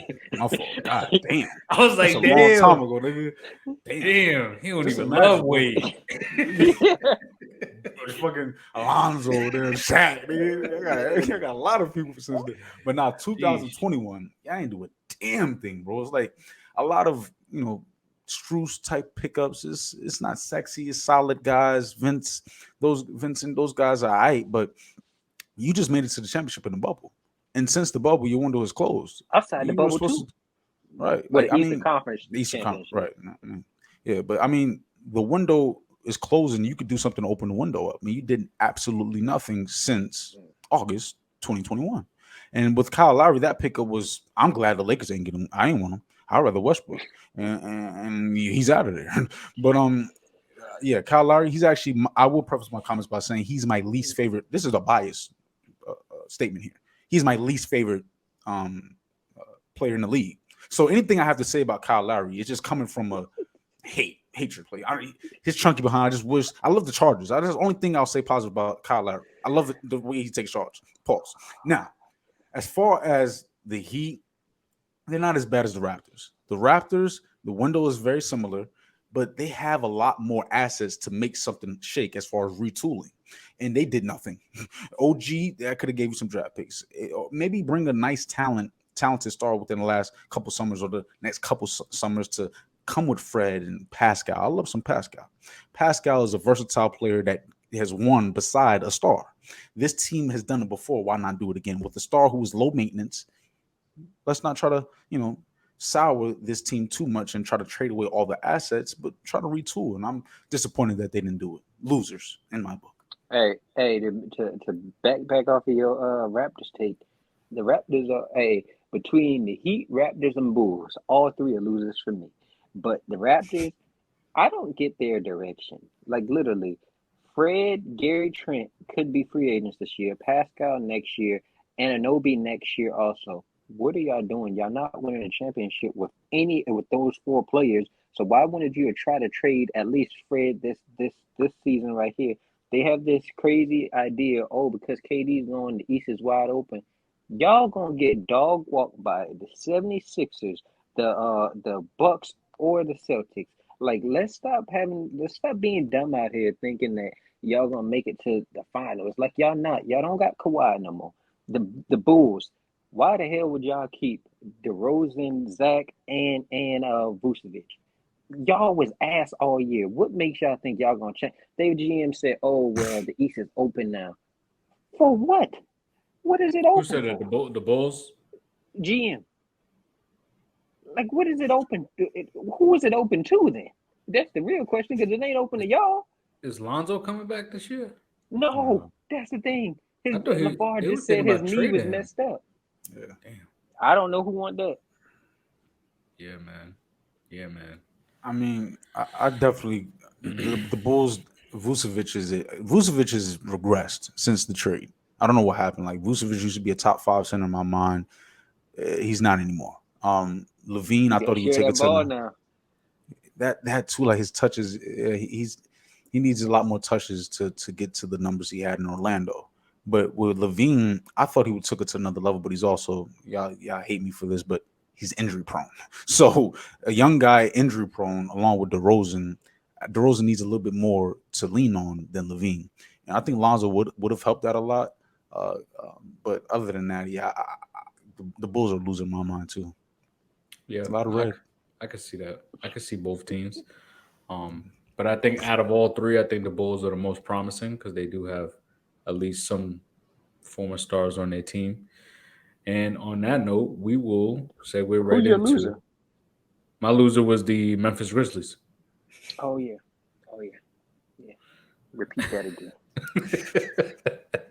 Mid-season awards. Mid-season awards. Who are your predictions to win some awards at the end of the year? What you got, Jimmy? Man, oh Jimmy man, gonna I'm gonna love this start topic with. here. Oh yeah, this is where it's at. This topic here is what I look forward to at every point of the season, because you can always chop it up about it, and we will chop it up about that guy, Joel. Yes, Embiid, as my MVP. Shouldn't have been the Joker 2 times back to back, but that's neither here nor there. Steve Nash like now. Joel Embiid, 30 points per game on back-to-back seasons, as well as 4 assists, 4.2 specifically last year, which was his career high. And this year, he's backing that up with 4. So it's smooth. Third in the East, again, with Harden, someone I don't necessarily trust in. And it's not because of injuries, it's because of what he does in the postseason, which is regress. But Joel, as a center, this position, I believe, I will always say the centers typically need more. Joel, I still believe, does need more, just because I don't believe Harden in the postseason. But he religiously, regardless of his Ben, Doc, Brett, doesn't matter. He gets the job done. He's my MVP. Rookie of the year, Paolo. I said it in the beginning of the year. I'm still saying it now. Then I go for my coach of the year. It'll be Joe Mazzulla from the Celtics. I actually thought very highly of their former coach who got into it with, Long and them. Now, I thought he would, regress. The Celtics wouldn't be what they need to be. They're 41-16, number 1 in the league. From there, I go most improved, and I go boy, you look just like your daddy, boy. I swear to God. 7-foot demigod. Put it on the floor, step back, post game, create for others, create for himself, all 3 levels. This guy is a demigod. We talk about Victor Wembanyama. No, Bo is before his time. Put some respect on his name. Defensive player of the year, I go Claxton. This man is taking a step up right when his guys left him. And I hate to see it, but this man is doing what he needs to do. Versatile defender. He's capable at guarding 1 through 5 effectively, and he's 2.6 when it comes to blocks. So he's at upper echelon, top tier blocker. Claxton, defensive player of the year for me. 6th man of the year. I said it before. I'm gonna say it again. Russell Westbrook, we rocking the baby, even to the Clippers, even to Miami. I don't want him to go to Miami or to those I don't Bulls. want him there either. Oh my 15, God! Do not go to 5 and 5. Miami. Jesus. Please don't. Him with Pat. Oh God, Eric Sports. Oh no. Oh, 15, God. 5 Hey, and 5. The only dude. no. Don't you put Not a no good Pat combo. Bev on us. Don't you put no Pat Bev on us. We don't Huh? want that mess there. No, Pat Riley. I was saying no. Him and Pat Riley. Oh. I wouldn't want to. That was nice, Pat Beverly and Jimmy Butler. No, it won't. Hey, I'll retire from being a Heat fan for the season. Oh, I love it. For my MVP, I got Jokic. Like, bruh, efficiency is off the chart. Number one in the West. Bruh's averaging a triple double, putting up better numbers than what he did last year when he won the MVP. And hey, you can poo him all you want. He is not. He's better than Steve Nash ever was. Let's not ever disrespect him and say that he's Steve Nash 2.0. Let's relax. Um, Rookie of the year, Paulo, averaging 20. He does need to work on his jumper. It is his jumper is really weak, especially in the 3-point line. Defensive Who? player of the year, Who was that? Paulo. Paulo. Yeah. Defensive player of the year, I got Jaren Jackson Jr. You know I'm not the biggest Memphis fan, but you gotta give credit where it's due. He's leading the league in 3.3 blocks, averaging a steal a game. Since he came back on November 15th, Memphis is number one in the defensive rating, second in blocks, seventh in steals, and eighth in points allowed. Uh, I like to poo him, but bros really like that. Most improved player, Lord Marketing. Like, bro was ass last year, basically. Like he was a journeyman, about to be a journeyman, basically. And now he's putting up 25 points a game, 8 rebounds. He's an all-star. And he already has more points than what he did last year in fewer games. Like, bro is really balling out there on the Jazz. Sixth man, I got Norman Powell. I mean, it was hard to come up with somebody, to be honest with you. I'm not gonna lie. I looked at Russ. I was just like, no, I looked at some other people, and it was just like, there's nobody really out here. So I want Norman Powell averaging 17 points a game, 41% from 3-point. I mean, I guess if you're going to give it to somebody, give it to somebody that's at least scoring buckets like that. And coach of the year, I got Mike Brown. He took over the Kings organization. The Kings that was a laughingstock has them at number 3 in the West. And they're averaging the most points in the league, top 5 in assists, third in true shooting percentage, and they got 2 All-Stars this year. Like, hey, he changed them. Yeah, that Mike Brown one was a good one. I like that. Man, Jimmie must have been in my notes, man. You talk about Jimmie swear up and down he not technology friendly, but he hacked my phone or something. Yeah.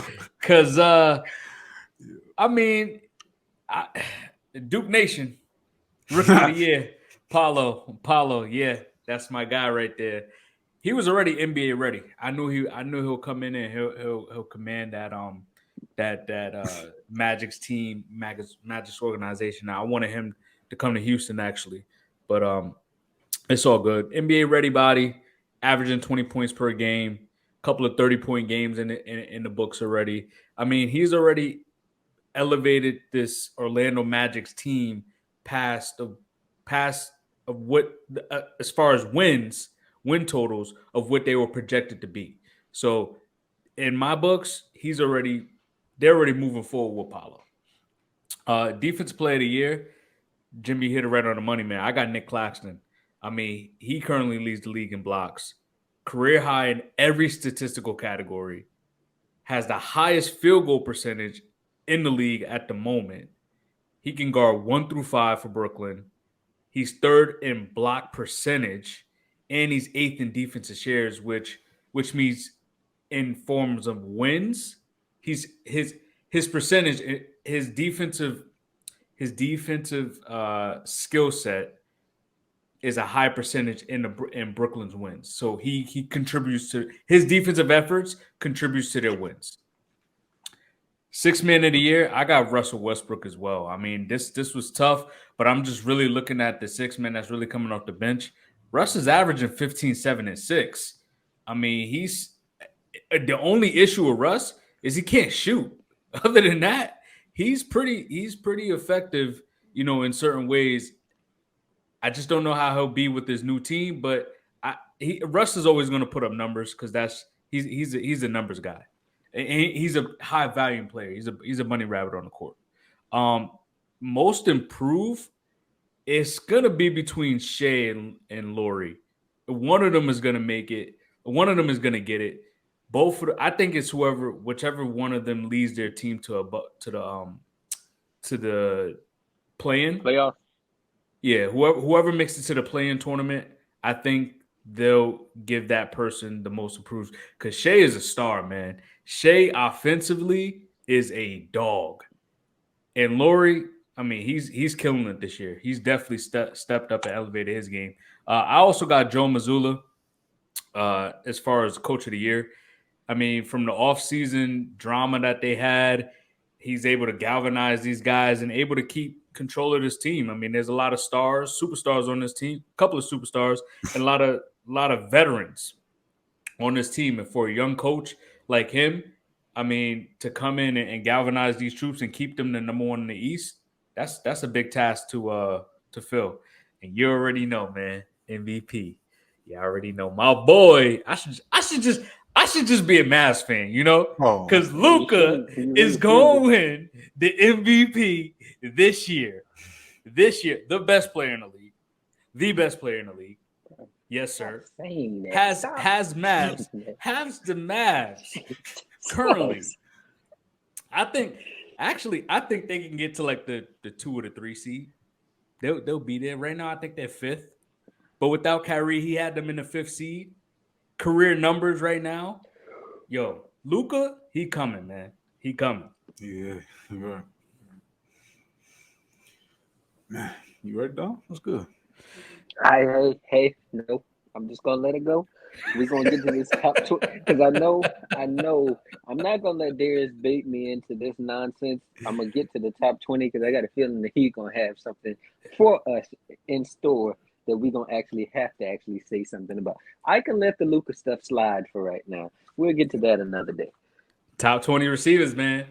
Top 20 receivers. So we're gonna start off from number 20, like we did last time. Everybody just gonna say they number 20, or how we doing it?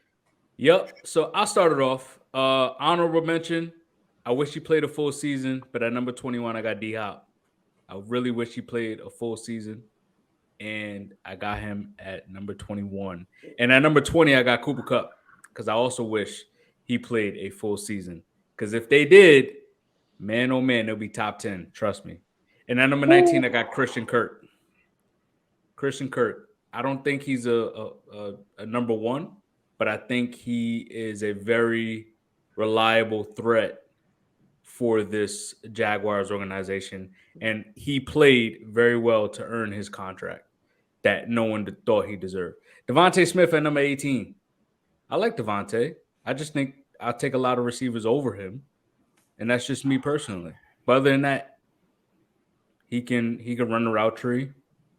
He doesn't really have a big frame, but you know, when you got AJ Devontae Smith that just played yesterday. Yep, when you got AJ Brown on the other side, it's a little easier for you to open up the defense a little bit. You're not getting double teamed. So then after that, at number 17, I got DK. I think DK sometimes is a little inconsistent, and he's a big body receiver that doesn't really have much mobility. He's pretty much straight line. And then number 16, I got T. Higgins. Number 16. Yep. So that's my 21 through 16. Go ahead, Jimmie. Oh, Jesus. Okay. That's gonna be hard to follow up, but But I'm gonna go ahead and start with that. The former Patriot Brandon Cooks is my number 20. Such an underrated receiver playing with those trash quarterbacks over there. And then you got Devontae Smith of the Eagles, my number 19. For 18, I got Amon-Ra St. Brown of those Detroit Lions. For number 17, I have T. Higgins. For number 16, I have CD Mother Sucking Lamb. Whoa, you have Don. No, you see, no, Don. no, because you just said T. Higgins. I don't want to hear nothing about what Jimmie just did. I do not. Both of we y'all literally had damn near the same list. And he put CD Lamb at number damn near 20. Hey, you did some egregious stuff, yeah. so he did also. I ain't got nothing to say to Jimmie because I'm more so worried. Well, actually, I do got something to say to both of y'all since y'all got T. Higgins like that. But do what y'all do. Do what y'all do. Go ahead. What you got, Don? Please. No, he didn't give it. Who you got for 16, Jimmy? CeeDee Lamb. Oh yeah. Okay. Okay. Number Wow. 20, I got Brandon Ayuk. Bro balled out this season. Put up 15 yards, 8 TDs for the 49ers with quarterbacks in and up out of there. I mean, hey, you got to give him some props. Number 19. Okay. I'll let Go you ahead. What? I was thinking about putting Brandon Ayuk in my top 20 as well, but you know, I gotta give the props where the props is due. I mean, Cooper Kupp only played 9 games, had 800 receiving yards. Hey, Just imagine if he played another He just got on the list, so he's 8. higher. He's higher. Oh my goodness! I got And Debo didn't play 19. most of the year. He's still on my list. Debo. 19. I got Oh shit! Olave. I forgot about Debo. Debo not on my list. Yo. Yeah. Yo. That's your Jared Goff for this episode. Yo, I've been heated about that Jared Goff situation when what Don said about Jared Goff. But What I'll I said let- about I'll wait till yeah, we 19, go there. 19, I got Olave. I mean, he is playing with bum ass Andy Dalton and still put up 1,000 yards and 4 TDs. 18, got Christian Kirk, put up number 1 wide receiver numbers, 1,100 yards, 8 TDs. 17, I got to give it to this man because he had to play with a washed-up quarterback all season. I give it to Mike Evans. He still put up 1,100 yards, 6 TDs. 17. Oh, yes, for sure. You got T. Higgins that low? I got Mike Evans that low then because you're going to put some respect on T. Higgins' name. 16, I got Garrett Wilson. Same thing as Ayuk and Olave, dealing with borderline trash QBs and still put up 1,100 yards and 4 TDs. And Darius, who you got? Yeah, Or do you have any gripes with what you've heard? nah, I don't. I mean, besides me not having Debo on my list, I'm just like, oh shit, I forgot about Debo. But nah, Debo is the dog. Mike Evans, I mean, I said at the beginning of the year he was a top 10 receiver, and I still think, I mean, he's done a lot in his career to solidify he's one of the best. But I mean, he But I got can name bailed some out. that had better season. Oh yeah, for sure. He got bailed. The reason why he's not on my list either is because he got bailed out. He got bailed out by that 200-yard receiving game from the fucking bum ass Panthers. Yo, Jimmy, I give you, I feel you on that one. Why you had to put your head down? Because Brad And Davis got him on the at number 15, Garrett Wilson had a better season than Mike Evans. I agree. With a bum ass quarterback. And Chris Olave has showed promise that he can find holes in the defense and get open. And he could run a full route tree, and he's going to be a really good player for the Saints organization. Get bum ass Derek Carr. I don't care. I just want to see Chris Olave do good. Bum ass. Good. So What you got for 14, man? Number 14 is Chris Olave. Number 15 Oh, you is said Garrett Wilson. Yeah. Garrett Wilson, 15. Chris Olave at 14. Because if they had better quarterback play, like a lot of these other guys, they would have did better. Number 13 is Tyler Lockett. Sleep on Tyler Lockett you want. He'll beat you down the field, and he'll make big plays. Number 12 is Amari Cooper. Another one with not good quarterback play and still put up over 1,000 yards and 9 touchdowns. And number 11, Amon-Ra St. Brown. Because trust me, he's a good player. I agree with that. When you said not good quarterback play, were you speaking on Deshaun or you speaking because He had Jacoby Brissett the first half of the season. No, Jacoby played decent this season. The one that you should be calling bum ass is Deshaun. That's why I busted that laugh because I was like, oh, Honestly, he must be number talking about 5, my Deshaun. 15 through 11 is actually a solid list. They all had better seasons than Mike Evans. I Hey, would you're have. not gonna get no argument out of me about Mike Evans. Hey, me and you here. I'm really trying not to, but you're talking You about know that's Bucks man. But see, God. there you go, Jimmy. When we did the last thing we said was And this season, right, Don? That was the last thing Mm-hmm. we said. It He has did. to what I be He this did hit the. season. He did hit the group chat with that. and Because what I've said, if we said career, then Mike Evans would have been damn near top 10. Because he's done a lot in his career, but he has a larger scale to work with. like I said in episode 24, I never do this. Look at future, look at past, especially if you have one that is consistent. To put someone like Olive over him one year, I should have just put like Julio at number one. that's just me. Yo, Like, Julio was nice 2 years ago. when I look at this, isn't a roster or a sport full of rookies. So to look at this year and project who's better based off just this year isn't possible when a lot of these dudes have done things for multiple years. So But it's that's Is just LeBron? again. Is That's just LeBron? we have Is we have LeBron? different Is angles to LeBron still? our perspectives. LeBron still the best player in the league? No, not for me. He put up a level of consistency being the best player in the league, What? and he's still putting up numbers. Okay. So as far because you want to talk about receivers, now you want to talk about LeBron, and you talking about two I'm different just sports. using your But argument. I'm just using your argument. the receiver is a you dependent said position. Receiver is dependent position. Receiver is based off situation. Your quarterback more so in your situation more than anything. LeBron James is the situation, is the narrative controller.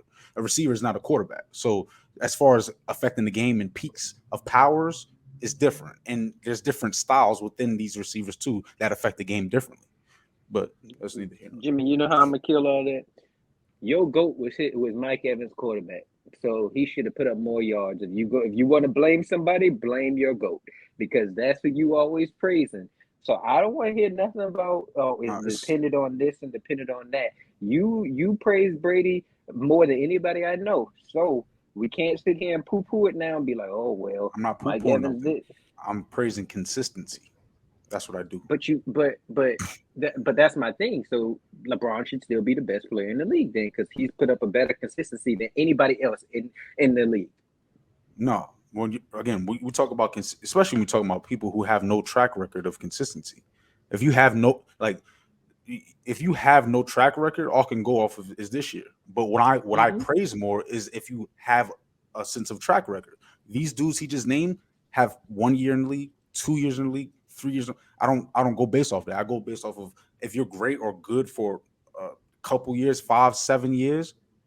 And you're talking about Mike Evans on an all-time list as far as 1,000-yard receiver all time. Like he's an all-time type of receiver, type of talent. These guys are yet to be proven. So for me, I don't care if it's 1 season, 2 seasons. I need a sample size to say that you're better than someone who's shown me a nice sample size. But it's not saying so when I put Chris Olave on the list, I'm not saying Chris Olave is a better player than Mike Evans. I'm saying that he had a better season this year in this ranking than Mike Evans. But when I go into my best receiver in the league, start coming into the season, I may have Mike Evans on that top 15 because top 12, top 10, because he's done it year after year after year and shown that he's a very consistent, very talented receiver. Based off the performance. So performance. In this Super Bowl, who performed better? Out of who? Jalen and Pat. Quarterback. Jalen. Who's a better quarterback? But that's a difference. See, I don't agree. I don't agree with that. I think that both quarterbacks played well, and I can't say one played better than the other. I think both of them did their job very well. Okay, but my main point is just because your number, like again, situation is everything. So if you flop these receivers around, I believe certain dudes will have consistent numbers regardless of who their quarterback is. I believe certain quarterbacks and certain systems help numbers be better than what they are, and your numbers don't define if you're better than somebody. So that's why I'll never say, especially with a small sample size, that you're better than somebody who has years into it. But you're doing it with the NBA with LeBron. But hey, It's a different sport too, because like I said, like your impact on the game is way different. 15-11. Who you got, Jimmie? 15, I got Chris Godwin. 14, I got Jalen Waddle. My fault. I got DK for 14. For 13, I have Jalen Waddle. 12, I have Amari Cooper. 11, I have Terry McLaurin. Yeah, y'all gonna be mad at me because Amari Cooper did not make this list here. I have to say. 15, I got DK. Put up 1,000 yards, six TDs. Had to play with, at the beginning of the year, people thought he was playing with a sorrier quarterback than what he had, but that narrative quickly changed, and he quickly realized that he had a better quarterback this year than what he had last year. 14, I got Scary Terry. Talk about QB carousel. Still put up almost 1,200 yards and 5 TDs. 13, I got Debo. All around weapon, running game, passing game. Bird gets it done. Now, number 12, I don't know what y'all going to say because I got Cooper Kupp. And the reason why I got Cooper Kupp, he still put up 800 yards and he only played 9 games. So I can't knock a man just because he got injured because of based off of what we saw, he was on track to at least get 1,600 yards. So I got Cooper Kupp. Number 11, I got Waddle. Put up 1,300 yards, 8 TDs. He's a good number 2. He's a good number 2. It's crazy because he poo-pooed me for having Jimmy G on there last week, but it's okay. Hey man, and Jimmy G was projected to, have a solid year. But anywho, but the reason why I poo-pooed that is because you took off Kirk, who actually had a better season than Jimmy G. Regardless of Jimmy G finished the season, Kirk had a better season. It's all good, man. It's all good. So no disrespect to Debo. Hey, real quick. I hit a group chat. And asked, was I crazy for thinking Kirk was better than Jimmy G? Hey, just safe to know I wasn't crazy. Yeah, I think you are for that. Numbers don't mean a damn thing to me when it comes to who's better. So you're right. I'm actually really high on Terry McLaurin. I like Terry McLaurin a lot, and I just think that his level of consistency since he's been in the league and with the bad quarterback play it's just been outweighed, of how important he is in the Washington organization. So I actually got him at number 9. I got Chris Godwin at number 10 because Chris Godwin, when healthy, man, he is so reliable. He's with the amount of yards he has the highest catch percentage with 77%. Granted, it's all close to the line of scrimmage, but I mean, when I say he's very consistent, I don't know what team wouldn't want a Chris Godwin on their team. Like, I can live without. Honestly, I could live without a DK or a Mike Evans, and I'll be okay. I think Steve, don't look at me like that, because you know why? Steve Smith. You know what Steve Smith said? Oh, Hall of Famer Steve Smith. He said, when the game is on the line, who does the Seahawks look to? Do they look to DK, or they look to Tyler Lockett? I believe he was talking to Shannon Sharp. Shannon Sharp said they look at Tyler Lockett. Well, then Steve Smith said, so then you're not that guy. You know who is that guy? Tyler Lockett. Tyler Lockett is a solid deep threat in this league. So I can live without a big body receiver and live with a Chris Godwin, and I'll be okay. Or a Jalen Waddle, who I got at number 8, who can take the ball to the house any given moment. Tyreek Hill said it himself. He's me, but times that. I think Jalen Waddle can get better. Granted, later in the year, I think he started battling more and more injuries, so he kind of was quiet in that offense. But I mean, he dominated this year. CD at number 7, because CD, I mean, his run after catch He can take the ball and make people miss. I actually like CD. I actually like CD a lot. And then number 6, I got Jamar Chase. Because if Jamar Chase played more this year, he'll be in top 5. And you know what? I'm gonna bump everybody back one. I'm gonna bump everybody back one from number. I'm gonna say number 10 because I think Debo is around that like 10, 11 for me because he's a Swiss Army knife that is better than your average Swiss Army knife. So like he could do so much in the offense. Put Debo at quarterback, we'll be all right. Hold on, real quick, Jimmy, before you go. That's good. Jimmy, am I crazy? Didn't he just say last week that he had turned his mind on the Chase and Justin Jefferson debate? Justin Jefferson just won Offensive Player of the Year with 1,800 receiving yards. Hey, Jimmy, I asked a simple question. Did he not say that, or did he? He did say that. But did I not? Okay. So that's not a switch up. Jimmy, that's not a switch up. He knew these same exact facts. He knew these same exact facts last week when he said the same thing, that Jamar was better. But now that bro got an Offensive Player of the Year, now, oh man, I guess that changes so much. But see, no. We're not about to do this. We're not about to do this right now because Jimmy's on the case where he's going off total package. Now you want to switch it up to, I don't know, whatever Don's view is. I still don't know. I just go off of this year. Exactly. So then this year, Justin Jefferson won the Offensive Player of the Year. I say this also. I go off of this year and what's in their bag. What can they do? Like now he's added stuff. No. Jimmy, he just added. No, he just added a whole nother piece to the stuff. Real quick. Crazy. And also, just to know I stayed consistent. Why is Cooper Kupp on my list? If I also factored in if you miss games and what you would have did also for this right here, because in the text you said stats and projection. Still wouldn't have been better than Kirk. But what you got, Jimmy? 14. First off, I'm okay with that. First off, you did slightly switch up. No, not even slightly. You switched up last week. You said you would take Chase over Jefferson. I would take Chase based off of the winning that takes place with Chase. Yeah. And the numbers. The numbers are greater because it's in the midst of winning. But are we not doing who had a better season this year? And that's where Jamar Chase. What were you going on for last week?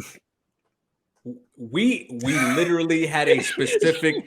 We talked about this in the group chat and said, "Okay, are we doing who had a better season this year?" And two of us agreed. Jimmy didn't say anything. You ain't answered my question. You ain't answered my question. What were you going off of last week when you said Chase was better than Justin Jefferson? I said that Chase changes the game on a win scale, and that's why I'm going to take Chase over Justin Jefferson moving forward. Because I always said Justin Jefferson was better than Chase because he had a year. He had a year over Chase, and he's continuously showed that he is a top. He's going to be a top receiver. He is a top receiver in this league. But as I've been noticing, I'm like, man, Jamar Chase, he actually changes this team on a win scale. He helps the Bengals win. And I can't see Justin Jefferson going quiet. Yo, what the? What don't you understand? I don't get it. You said he helps the Bengals win. Name a top 10 receiver that doesn't help their team win. Like, what are we doing here? Like, just say it with us. You switched up, and it's okay. You went back to your original take, and that's okay. You just brother, he believes Jefferson had a better year, but Chase is the better player. Yes. Yes. Okay. Because that was the point of this subject right here is who had a better season. And if you ask me who had a better season, Justin Jefferson had a better season. But if you ask me who am I going to take building my franchise with, I'm going to take Jamar Chase. All righty. What you got, Jimmy? I've been on. Well, first off, that's a while from now. That's top 5 guys that we're speaking on. So I Yeah, will for top two, top top two guys that top we speaking on. top 10 for me. Debo is number 10. AJ Brown is number 9. D Hop is number 8. Cooper Cup is number 7, and Mike Evans is number 6. I had to say it with my chest for the disrespect to D Hop and Cooper Cup. Jimmy, you There's can't no possibly disrespect. think in your right. You can't possibly think in Top your right 20 mind receiver. that Mike Evans has had a better year than AJ Brown this year. See. You can't make comments like that when there's a disconnect with the I preface my actual comments. the actual the Viewpoint. actual question. The actual question is who are the top 20 receivers of this year? Yeah, I'm still taking AJ Brown over Mike Evans. I'm not. I'm 100% taking AJ Brown over Mike Evans. 1,000% taking AJ Brown over Mike Evans. Wow. Yo, Mike Evans is You dropping talking about balls Mike left Evans and right. would Pause. Mike Evans with Ryan Fitzpatrick, Mike Evans with Jameis Winston, Mike Evans with Tom Brady, Mike Evans and Mike Evans, regardless of who he has. Who was AJ Brown with Tannehill? He was 1,000-yard receiver multiple years. Was he this? I mean, you saw when he got had a better quarterback. He got a better Yeah. quarterback, and he elevated his game. But I just told you Fitzpatrick, Jameis, and Tom. Mike Evans has always been a top 10 receiver. But you act like those Same can be said quarterbacks about throw, AJ Brown. those quarterbacks throw the ball He was top 40, 10 50 times a game. Yes, That's yes. true. Jalen Hurts doesn't even throw the ball 30 times a game. He averages probably around like 27, 29, just Right. under. Right. Mike Evans. All right, well, I'm not even gonna speak on Mike Evans because I feel like I'm praising him like more than I even should have to. AJ Brown again, because I'm saying like his situation is shitty. But you and he think we're still was putting up. poo-pooing Mike Evans because of his career. I'm just Yeah. talking about the season. And that's what I'm saying. Like, for me, when you're talking about a dude who has, I feel like I'm a broken record here. A dude who has a sample size of greatness cannot be ignored. I don't ignore greatness. I praise it. Maybe I'll overpraise. I don't give a damn. I'm gonna say some shit about great niggas. And until you prove you're great, I ain't saying shit about you, or not as much. But okay, all right. Who's your top 5? I mean, who's your 10 through? I got Devonta Smith at number 10. Put up almost 1,200 yards, 4 yards short, 7 TDs. Number 9, I got D Hop. He put up 700 yards, but let me preface this: he missed 6 games. Then he came back. Kyler got injured. He is playing with backup QB after backup QB. I mean, bruh still putting up numbers at 30 or 31, whatever he is. Number 8. Since nobody else wants to put respect on this man name, I'm gonna do it for him. I got T motherfucking Higgins at number 8. Bruh put up 1,000 yards and missed 5 games. If he didn't miss those 5 games, what do you think he was gonna put up? Literally. Bruh balled out when Jamar Chase got injured. Number 7, I got CD. Put up 1,300 yards, 9 TDs. Best receiver on the Cowboys. They only elite weapon besides Pollard. Number 6, I got AJ Brown.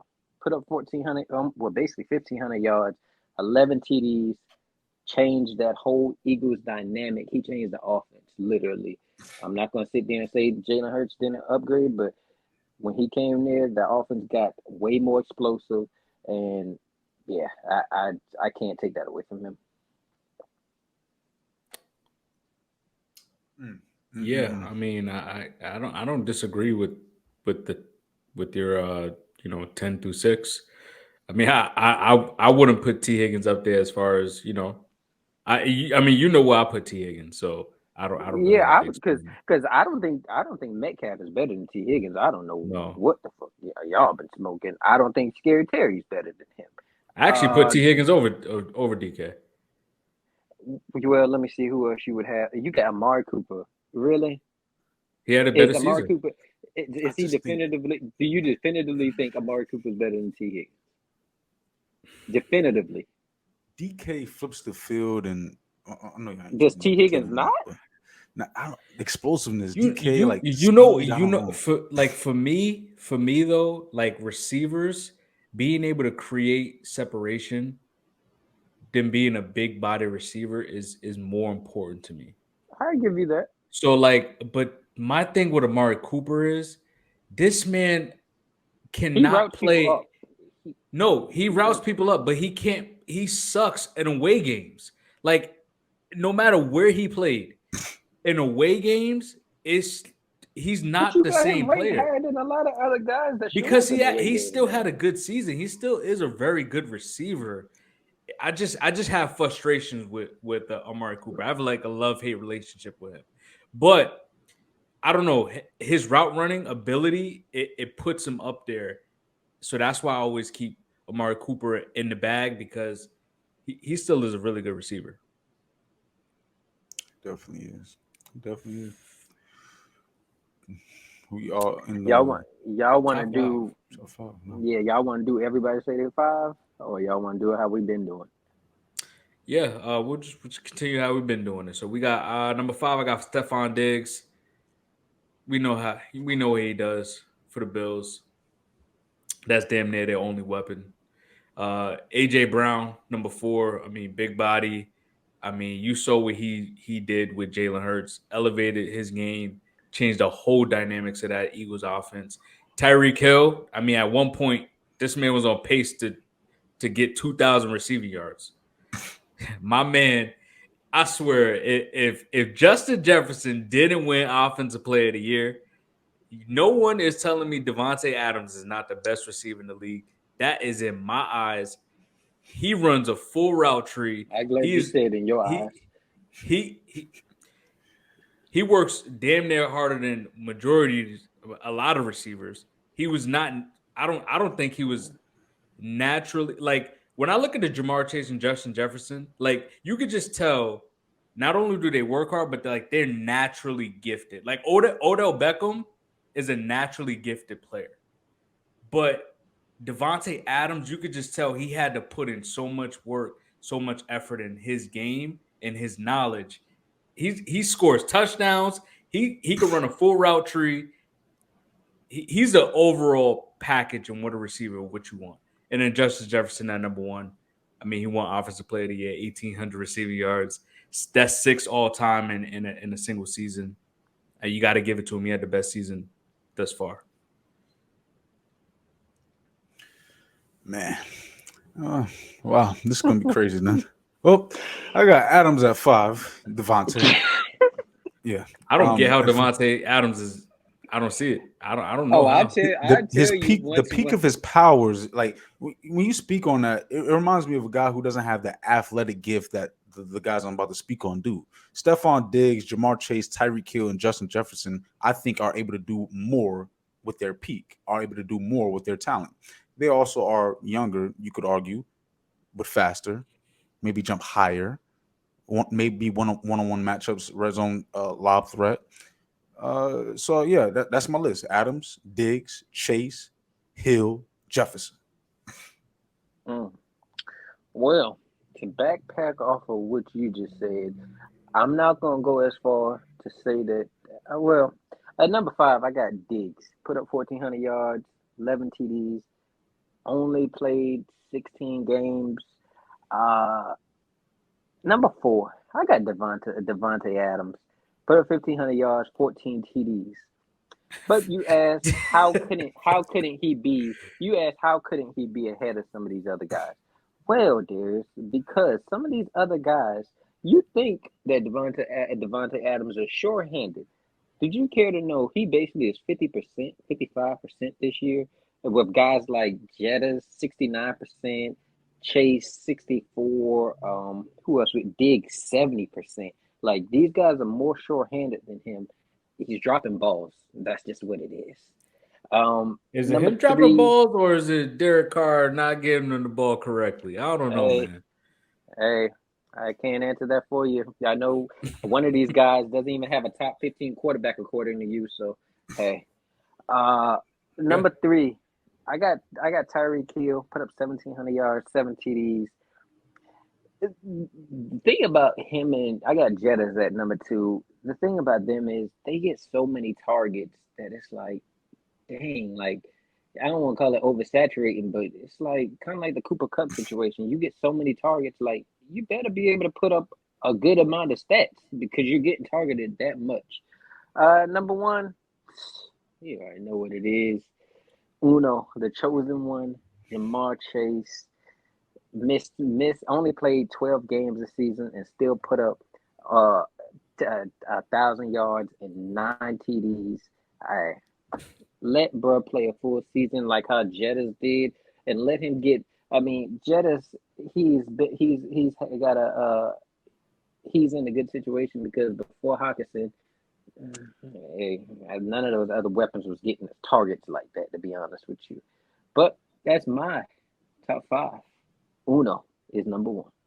Yeah, I think we all knew what was going to happen. I mean, once we get to the tight ends, Hayden Hurst is the best receiver, best tight end in the league. The best safety duo in football is Jesse Bates and Von Bell. Hey, you call it whatever you want. Eli Apple is really like that. He's been locking down receivers. Shut down Stephon. Yo. He locked down Stephon. All right, bro. All right, bro. Look up the stats. That's all you can do is if anything gonna tell you the truth, stats gonna tell you the truth. Is it not? Yo, you got it. You got it. Actually, not. You know what I'm saying? You know what I'm saying? Like, if you want to continue to go, so next year going into the league, we shouldn't hear you say Jettas is number 1. That's what you're saying. No, it's probably gonna be Devontae Adams for me. Devontae Adams for me. I'm taking Devontae any day of the week. Jesus Christ.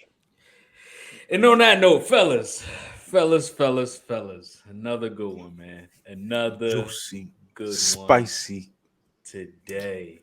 Love it. We got some good topics. We're gonna be coming to you more and more week after week. Continue to tune in, like, share, subscribe, send us questions via IG, Twitter, TikTok, Instagram. We are here to hear your questions. And thank you guys for tuning in. And until next time, peace. We out. This that COMEUP. Stand back while I do me. I'm the King James of this era. Do my best to be 2-3. You see the metaphoric beat destroying MC. They had the way this turn, sit and learn from the OGs, but slowly I have myself out like a slowly get take paper to make paper. So I'm speaking from this loose leaf. Damn. I ain't even gotta talk about it. They said you public in the basement, but your songs is private. Bring back the monster, the one that you keep locked in. Shit, I ain't gotta score the points. Look at John Stockton. I put my niggas on just so they can make a profit. But for now, I ain't get up and play that monster in the closet. Mon V hit 23. Rest in peace to every beat. Bring them leather bags and bring them white sheets. I'm all that in the bag of chips. Hit that nigga if he trip. Nigga run, you better not trip. Cause if you slip, I'm catching up. Niggas, y'all running too slow. And if you running too fast, I'm gonna pick up me some more. Cause y'all niggas been tripping. Yeah, y'all niggas been slipping. Y'all talk about cars and not the women. But I'm on a different tip, I'm on some different shit. I got some niggas back home depending on this shit. My niggas reppin' that gangrene shit. Boobin' Mars, my nigga Wax, my nigga Chuck, we in this bitch. Nigga hitting New York around the summertime. And if you ain't dropped, you done around the summertime. I parachute when I jump out the booth. That mean I'm high, the bar is up, elevate you dudes. I'm back at it, I'm back rapping, I'm back scrapping, I'm back down to that real shit. You off of that old bullshit, y'all niggas drinking that malt liquor. Me and my niggas, we sip some rock, y'all niggas jump, we jump too. We pull the gun out, you get popped, that's the way it go, that's the way it is. That's the way a nigga always live, that's the way I was taught. Growing up, running around, little kids, we on the block in the road, nigga. Running around with that gold, nigga. I'm talking about my